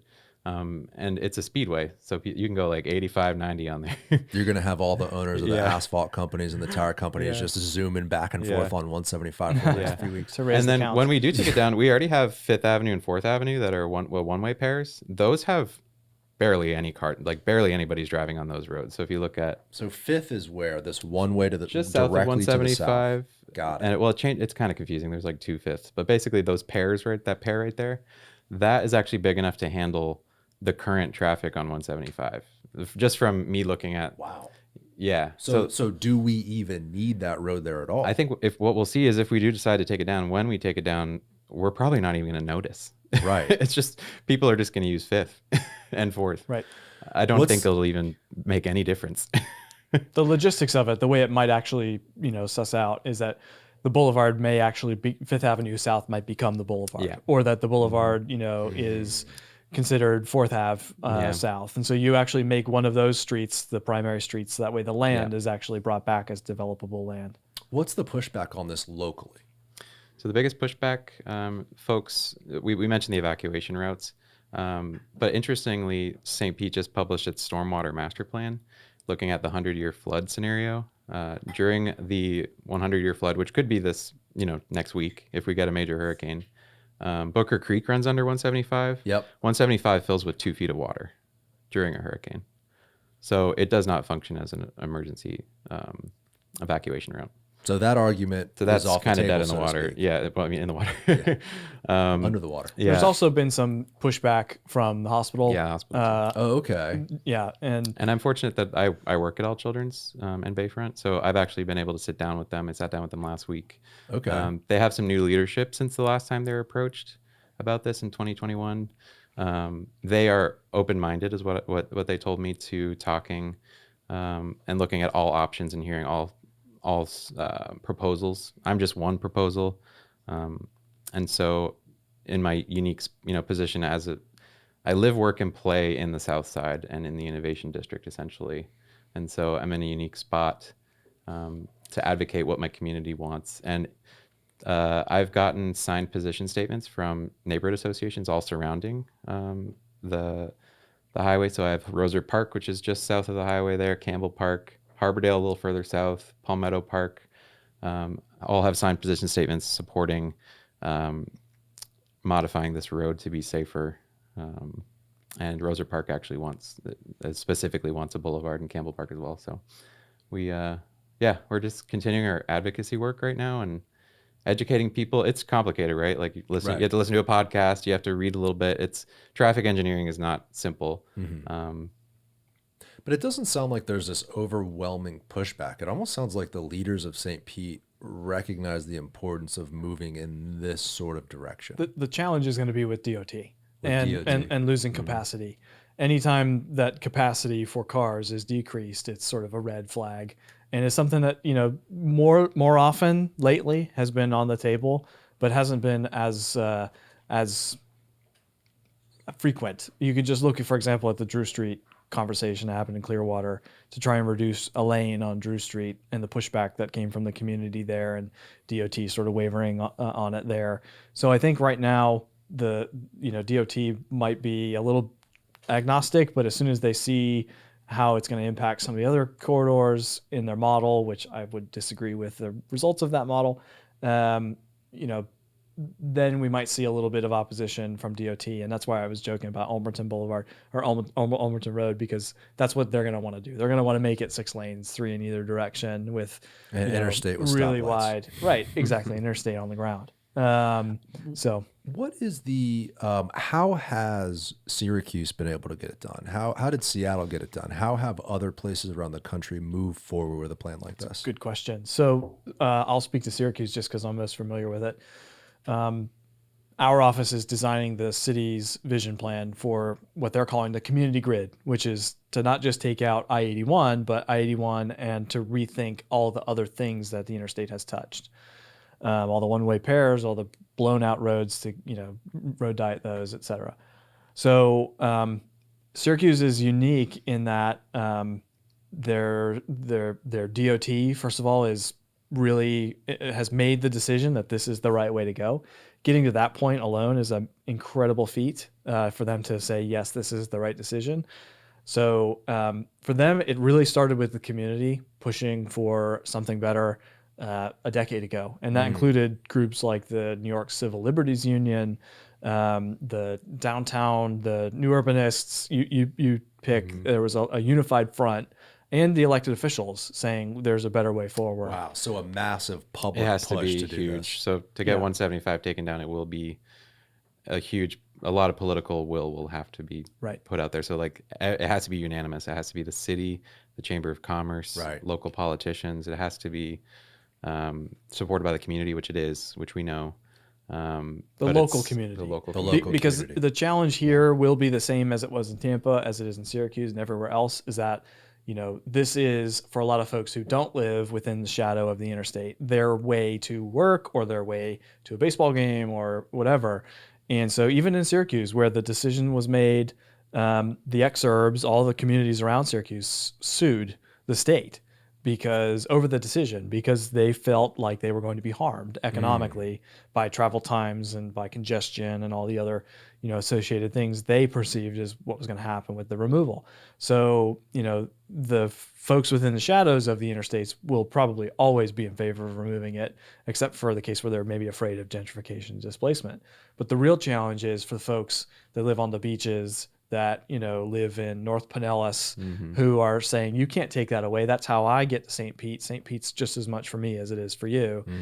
And, that is where the political side of the conversation always ends up, is sort of the commuters versus the folks at the community. Right. There's been a lot of pushback in Tallahassee lately too, with lane removal for like BRT lanes, like bus rapid transit lanes. Right. So they tried to get one for 34th Street South in St. Pete, and just Tallahassee just is not open to considering taking away travel lanes at this time. The Sunrunner is a good case example of the success of a lane repurposing. They took a lane from First Avenue North and South for the Sunrunner and for turning, and the Sunrunner has been a huge success. It has like very high ridership. It's just going up, and the road actually became safer when they added the bus lane. So they took away a road or a lane for cars, but they saw less crashes, and it actually did not increase travel times. It actually decreased travel times a little bit. I had Brad Miller on the podcast. Yeah, He's he the talked CEO about that. of Yeah. PSTA. Yeah, I listened to that one. He's a super man to have such like a passionate and energetic transit, and I use the word in a light way, nerd, right? About this subject. What a guy, right? Yeah. And his efforts to put that the Sunrunner in, when you go to downtown St. Pete, they've got the accessible area for wheelchairs. It's all nice. It's shaded. They have that dedicated lane. He was, because we talk about rail a lot on the show, and people get really heated if you don't mention it. But I talked to Brad Miller about rail, and he was like, honestly, the BRT, it kind of is a rail system. It's a dedicated lane. Yep. It doesn't necessarily have to deal with traffic like a regular bus would. You can time it with traffic lights to make it super efficient. He's like, in terms of funding, in terms of politics, BRT cheaper, right? Yeah. BRT is kind of the way to go. Yeah, it can be, and it's also really easy to convert a BRT line into a streetcar line in the future, because if you design it for that in mind, it's not that hard to put some rails in.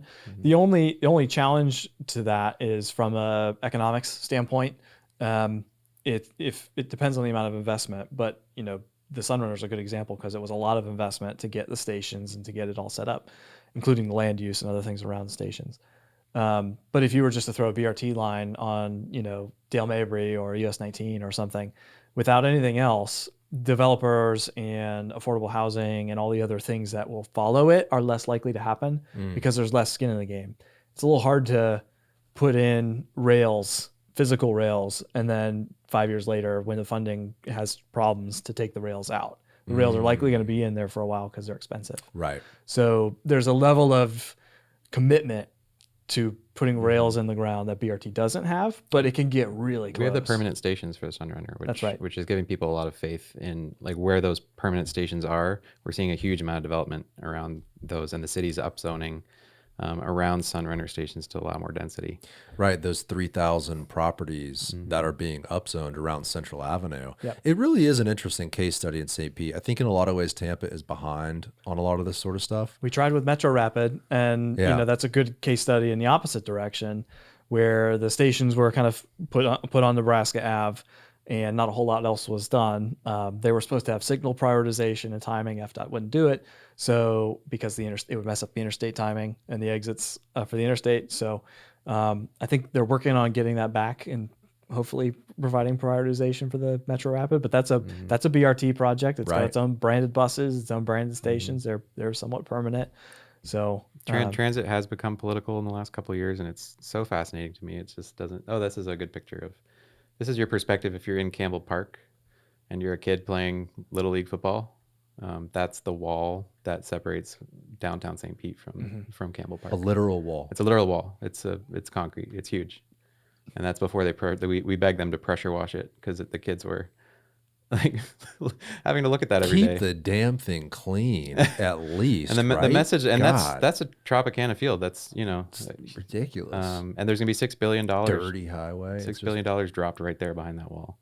Yeah. And there's a lot of scientific articles and journals out there about sound walls, even as a specific subject. It's junk science. Yeah. At best, during good weather, maybe there's a couple decibels difference, but they cost $2 million a mile. Oh my God! So, I was going to ask, how much does that cost? It can. Sound barrier. I saw on 275 they're putting up these huge concrete barriers on either side. We'll see what that They does. can even I amplify can't imagine sound. living in a wooden bungalow with an interstate right next door. You're going to hear it no matter how tall that sound wall is. Yep. Anything else on 175? I do want to talk about Ashley, and then we can wrap. Yeah. So my website's reimagine175.com. Give me a visit. Scroll down to the bottom. All my socials are at the bottom, or our socials. Feasibility starts this fall. So if you do live in St. Pete, particularly in the neighborhoods around there, send me a message and I'll keep you updated on the community engagements that are going to be happening with FDOT. There's going to be 30 something community engagements, which is great. Wow, that's awesome. Yeah, they really want to know what people want. It's also good because it's going to take a year or two to get all that done. And I'm hoping that we have maybe some new leadership in Tallahassee by then, because it may require that to do a project like this. This will be the first interstate removal in the history of Florida. I was going to ask if this was would be the first one. The first like true taking down an interstate. And it's one of the smallest, and it's one of the most divisive, and it's in a city that's, growing rapidly. I mean, we all love St. Pete, right? Mm-hmm. So it's just super exciting, and it's going to make lives better immediately. If we do decide to stop using this thing, it's the day that we shut it off, air quality is going to get better. Our streets are going to be safer. We see just like a huge number of fatalities on our roads surrounding 175, mostly because of the one-way pairs that feed it. Mm-hmm. So immediately we're going to see some huge improvements. And then the future Boulevard, I mean, just we invite you to imagine along with us, like, what does that look like to you? We imagine it with a tree canopy, multimodal transportation, a bus lane, maybe a way for emergency vehicles to get to the hospital in a dedicated way, protected bike lanes, like just transit. Like, what do you see there? One council member even said, like, what if we did a multimodal transit center there? What if that could be a train station? What if Brightline could come to St. Pete? Like, let's think big, you know? Tampa's going to get it in the next 3 years, right? And so St. Pete's going to be the next one to start talking about how do we connect the region in a better way. I think all the pieces are there. Like, I think it's all coming together. I did my version as a fun exercise. Yeah. We have a sketch that you sent, if you want to pull that up, just to show you literally what it could potentially look like. Yeah, let's see this thing. Because I think, I mean, like Brightline, right? There's been some plans, like FDOT has put the correct infrastructure in place to have light rail over the new Howard Franklin. I mean, the infrastructure is getting close to a point where you could kind of put a picture in your head of what things could look like. And the center of gravity of downtown St. Pete keeps on moving west. So downtown used to be just 4th Street over east. Now, the gas plant's going to be an entirely new neighborhood. That's it. Yeah, so downtown just keeps growing, right? And so north of the Trop is the Edge District, which is known for kind of its like funky boutique coffee shop vibes. West of that is the Grand Central. So downtown St. Pete is almost 34 blocks now. It almost goes all the way to US 19. So the gas plant is probably, they want it to be the center of gravity for downtown and kind of like the arrival point. You come off the freeway, you exit the freeway, hopefully, and you enter onto a boulevard, and you're in the city, and if you're in a car, you're there on a beautiful boulevard. And all this yellow is where Josh drew the land that could be reclaimed, essentially. It's so much property it's for a lot people of land. Just listening. I think you mentioned 40 acres, but this would be much more than that, right? It's a half of another Trop site. Yeah, crazy. That whole parking lot you see there next to the Trop. This is so much land. And, just a roadway, a boulevard in the middle of that would only take up so much. You would still have room for parks and for potentially land too. I mean, the city could partner with developers and actually add to the gas plant, you know? And I think most importantly, and really the whole reason we're having this conversation, and I see, Josh, you've done this, is the connectivity. Yeah. Reconnecting those north and south avenues, streets all along a road where we're now, I mean, what do you have? Like 3 maybe places where you can go one every half mile. There's 7 blocks from 16th to 9th. There's a pedestrian bridge that goes over, but it is the saddest pedestrian bridge you've ever seen. I mean, now you're talking about 15 places you can cross over into the north side of this area. And I will say, this isn't like set in stone. This isn't a proposal. This is just me and Josh are just having fun. We're volunteering our time. What happens there is going to be depending on what the community wants, what the neighbors want. This is just showing you how much land the highway takes up, essentially. Yeah. Which roads are connected will be determined at a later date. This is the maximum scenario. Maximum scenario. Where two lane roads carry more traffic than one 4-lane road. So, the more grid that you can have, the more connectivity that you have, the actually more capacity that you can create. That only gets further with more mixed use, right? You don't have to make a trip for everything. So, and then all intersection density is really important too, right? Yes. With the economic output. So the more intersections you give a city, the more options you give for people to how to get around, the more, the innovation district could be expanded. The, housing could be put in there. We could have more green space. Yeah. We're going to have to do it in a very equitable way to make sure that residents in the Southside, if they do want to, age in place, if they want to move into some new housing, that they have the option and they have the first rights to be able to do that. The gas plant redevelopment, has a component of affordable housing, but a lot of folks complain that it's not restorative enough. And so this project offers quite a bit of restorative justice to the people that were displaced that used to live in the gas plant and in Campbell Park and in Sugar Hill.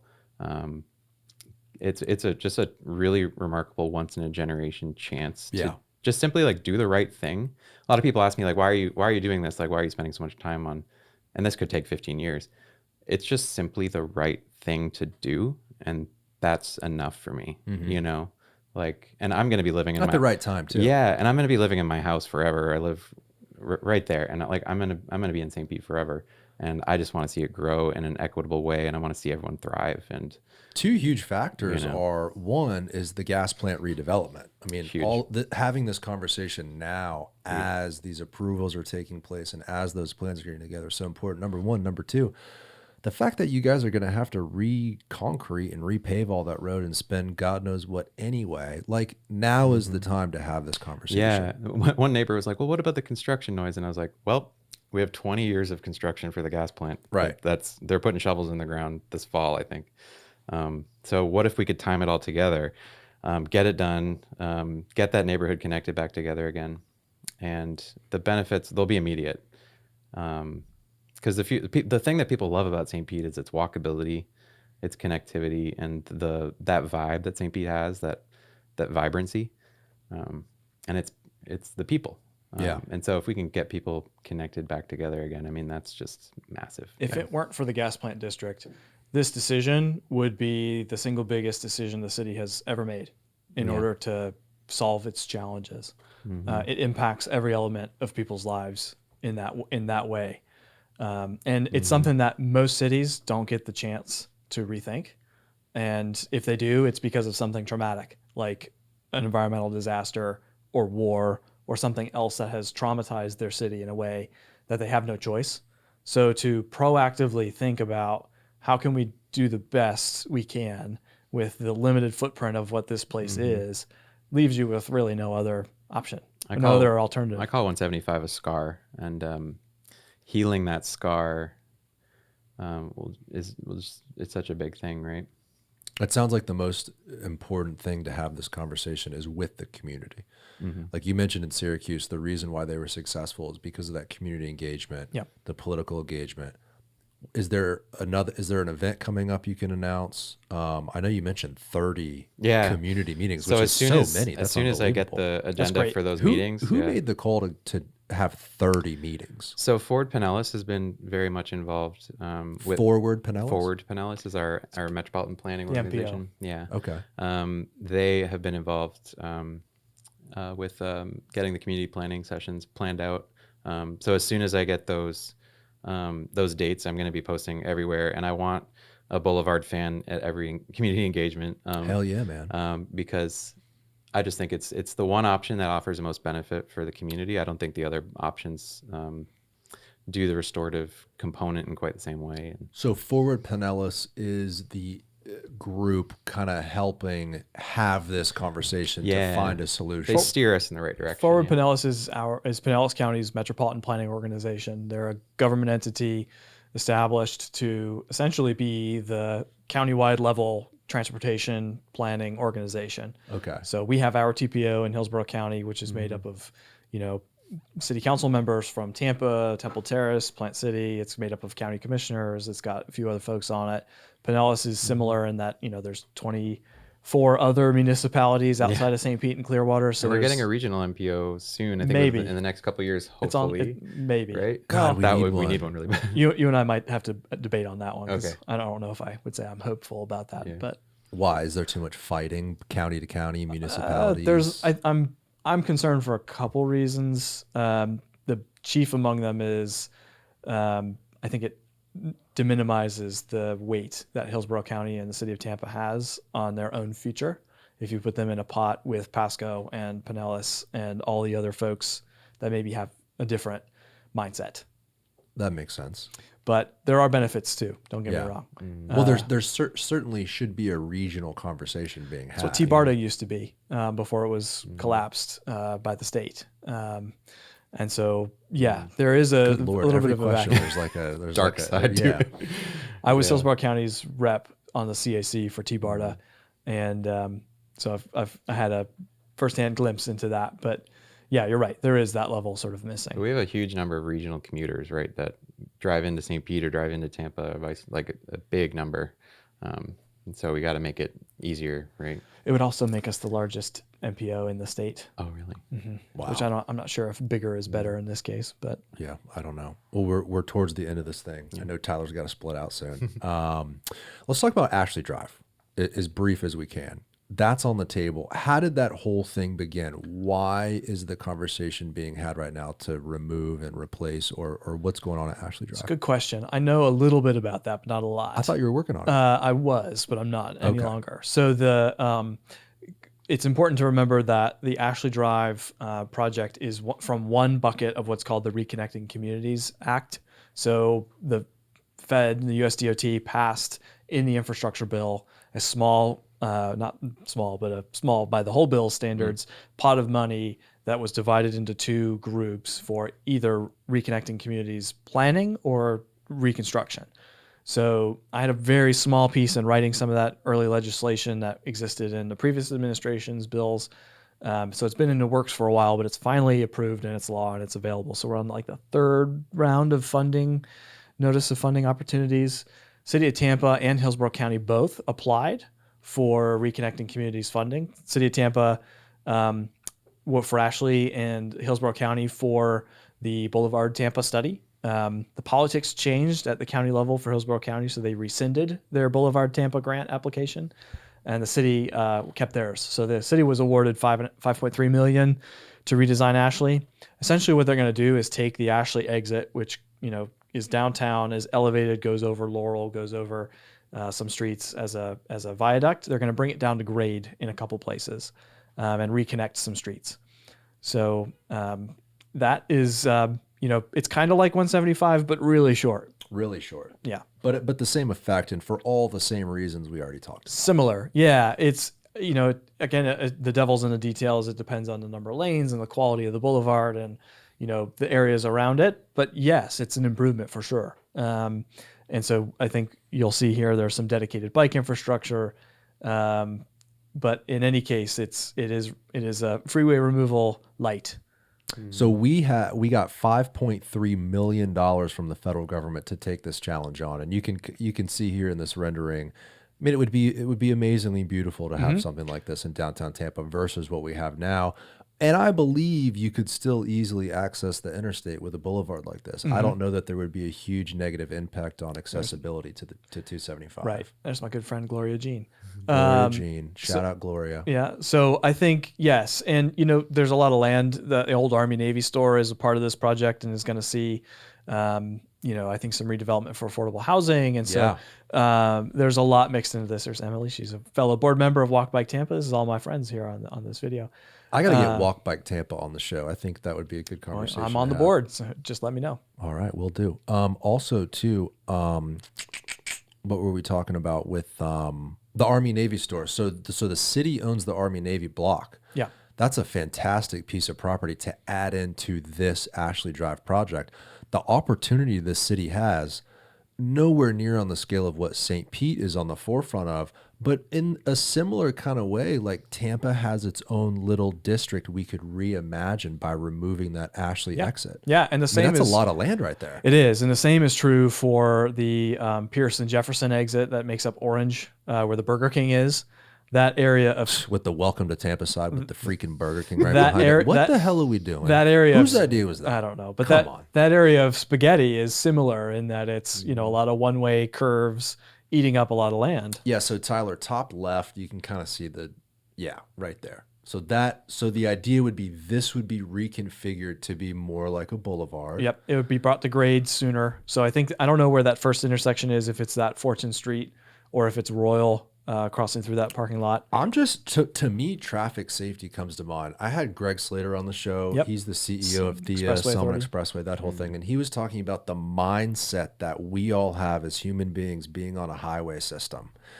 High speed, you're not looking for pedestrians because there should be no pedestrians on the highway. And then you get off and you're immediately downtown and there's police officers walking and there's children and like you're just in this different world so immediately, and that's a safety issue. And I think removing Ashley would actually eliminate that because right now when you get off on Ashley, you're on a freaking highway downtown, and then it spits you out, and boom, there's like the Henry Student Housing and our freaking library. Well, where's the mind shifting from those two different places? It's pretty highway-like all the way to Kennedy, right? And that's on purpose. This is again what I talked about. The sort of the size of the footprint is beyond just what's, those two sound walls. This is a legacy of the interstate system, as is, for example, Doyle Carlton, that intersection there with all the slip lanes. Right. The curviness of Laurel. This whole area was blown out with 275 and made curvier and faster and more dangerous. You can't have speed and safety. You have to. That's right. You have to pick. If you let people drive down one-way streets at 45 miles per hour, you will lose lives. Bayshore Boulevard is the perfect example of that. Yeah. That place is a racetrack, and people drive like it. And we've made improvements over the years, but we're a long way from a complete safe street there. And you mentioned, with talking about the Expressway Authority, the philosophy about the design and the speed. There's two different types of speed. We call one is the travel speed, how fast cars are actually going, and the design speed, how fast the corridor is designed for people to go.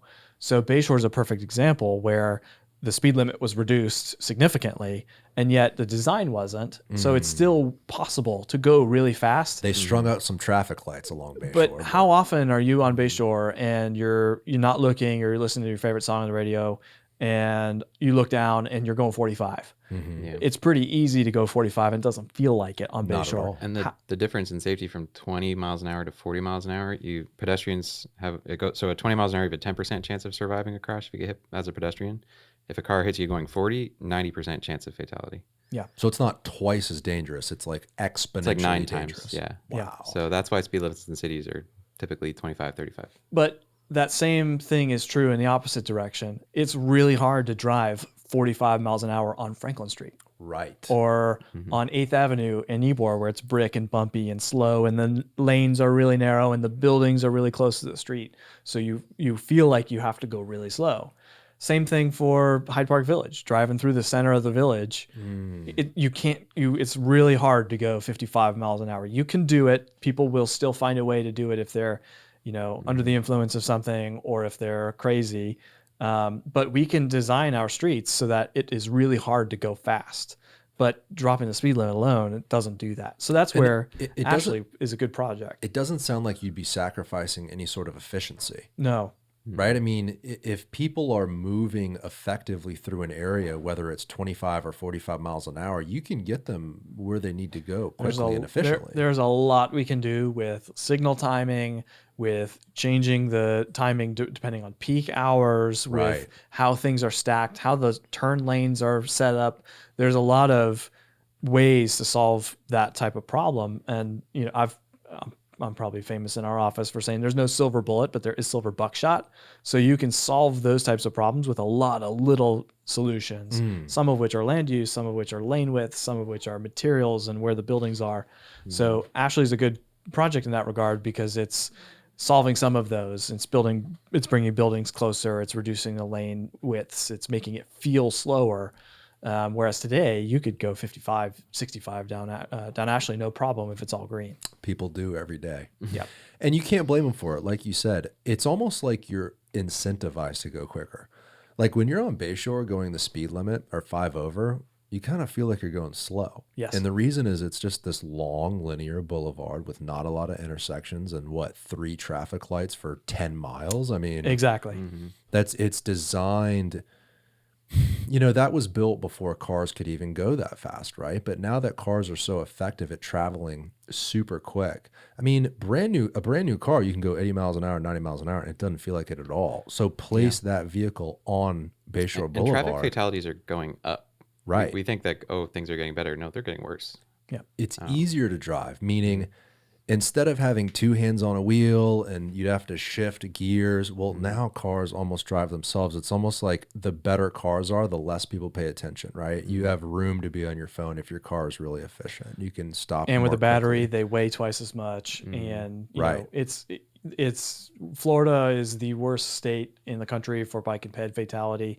And Tampa is, I think, the second worst city in the state. So we are the second worst city in the entire country for bike and ped fatality. 67% of all the road fatalities are bike and pedestrians. Yep. Yeah, we had on Jeff Speck, and he was talking about how like I think I don't want to butcher the numbers, but it was literally like 10 times more dangerous in Hillsborough County than basically everywhere in the entire country. And if you look at the high injury network and where those are happening, it's almost 90% state and county roads that are really big, really fast, really wide, hard to cross. Probably one way. Right? So all those things factor into the design speed, even though you may, post the speed limit at 25 miles an hour, the design speed's probably closer to 55 in some places. Design is so important too, like putting bike lanes on Dale Mabry, right? Like that's such a silly thing to do. I mean, I understand the sentiment, but you're mixing 2 different mindsets, someone on a bike ride and then someone on Dale Mabry commuting, trying to get where A to B as fast as they can go. You're asking for fatalities. Part of vision, we'll do a different podcast, but Vision Zero, I don't know if there's You guys have one, over here? Yes. Yeah, we do. And I think it's great because it talks specifically about traffic design. It's not just about, well, let's take a 4-lane to a 2-lane. That'll reduce fatalities by half. No, it's about what you're talking about, like traffic design. Even calming. trees, like trees slow people down. Yep. Brick roads. You don't have to put speed bumps. We're seeing in a lot of urban places examples where they're actually keeping the bike lanes asphalt and making the street cobblestone, or pavers. I love that. Because that actually slows the cars down because it's bumpy, right? And uneven, so you have to go slower. So there's a lot of design details to make the right street in the right place. In the right place. That's the key. Yeah. Because you wouldn't want to put cobblestone on an interstate. You wouldn't want to put cobblestone on these Hillsborough Avenue. You do want people to move effectively and efficiently throughout the city. And there's ways to do bike and ped infrastructure and transit infrastructure on some of the bigger, more dangerous streets. That includes, separating them physically with concrete and not the flexi sticks, or, putting them up off the curb entirely, or, bending some of the rules that you're allowed to bend with DOT on visibility and signal spacing and all those things to make it slower so that it's safer. That's a fun part of my job, is I get to figure out where those right streets go and what the ingredients are to make the cake. I think in 20 years, we're going to look back at the 2020s and be like, what were we thinking? Like the number of people that die on our roadways and just the loss of life and how we just allowed it for all this time. We're just going to be like, how could we have done that? It's like a Boeing jet going down every day. It's just wild. Well, I think a lot of people are waking up to it. And this is the reason why I wanted to have this conversation. This is something I've thought about for a long time, even before, maybe it was mainstream, so to speak. I always wondered about our odd car-centric culture. I was fortunate enough to travel a lot. So for a very young age, I just saw this very different sort of lifestyle. And I think when you travel and you come back to this country, you see the negative externalities of car-centric culture. Like they're right in your face as soon as you get off the plane. Yeah. It's so obvious. But we got to wrap this thing up. Yeah. So I appreciate you guys coming on. Where can people follow along to Reimagine 175. Reimagine175.com. It's the easiest way to find us. All the socials are at the bottom of the front page. Get engaged, people. Get engaged. Show up. Get on my listserv. I don't Voice your opinion too, right? It sounds like there's not one option you're after. It just sounds like you want to hear from everyone. Yeah, I have renderings from other cities, but like what a boulevard looks to you, kind of imagine in your head. Like you could think of Ybor Boulevard, and maybe not 45-mile-an-hour cars, but it's imagine it in your head and let us know what you think, because we want to know, especially if you live in St. Pete. But even if you don't, we'd love to have you. We're just a grassroots coalition. We're just a bunch of volunteers, transit nerds, nurses, police officers, and locals, just part of the community. You guys are all neighbors too. You live right next to this project. I don't own a car. I didn't talk about it, but I immigrated here from Canada, and I did not have a way to get a driver's license, so I just grew up without driving a car. And so I feel bad for you. I never drove a car, and so my life really is impacted by not being able to use these freeways. I feel bad for you because it's probably so difficult. How liberating! It's actually, I feel freer when I'm on my e-bike or my e-scooter. I feel pretty great. You know, it's interesting when you're in a car for so long and you get out of the car. Like I went for a walk in my neighborhood. I just moved south of Gandy. I've been there for a few months. Went for a walk for the first time. You experience the world differently. Yeah. You experience your neighborhood differently. You start to notice things you didn't notice before, good and bad. Yeah, more connected. It's all about connectivity, this whole project. So, Josh, are you on social at all? I try not to be, but you can find me actually on X at Josh A. Frank. That's really the only spot you can find me that I'm posting anything to do with cities and transit and sports. Fantastic. So that's about it. All right, beautiful. Well, listen, thanks again, guys. Thanks for having us. Beautiful. Lovely. All right, see you next week. Bye, everybody. Hey, guys, if you want to watch episodes just like this one, make sure to click right here to view the rest of our full episodes. And also make sure to subscribe by clicking right here. Thank you for watching.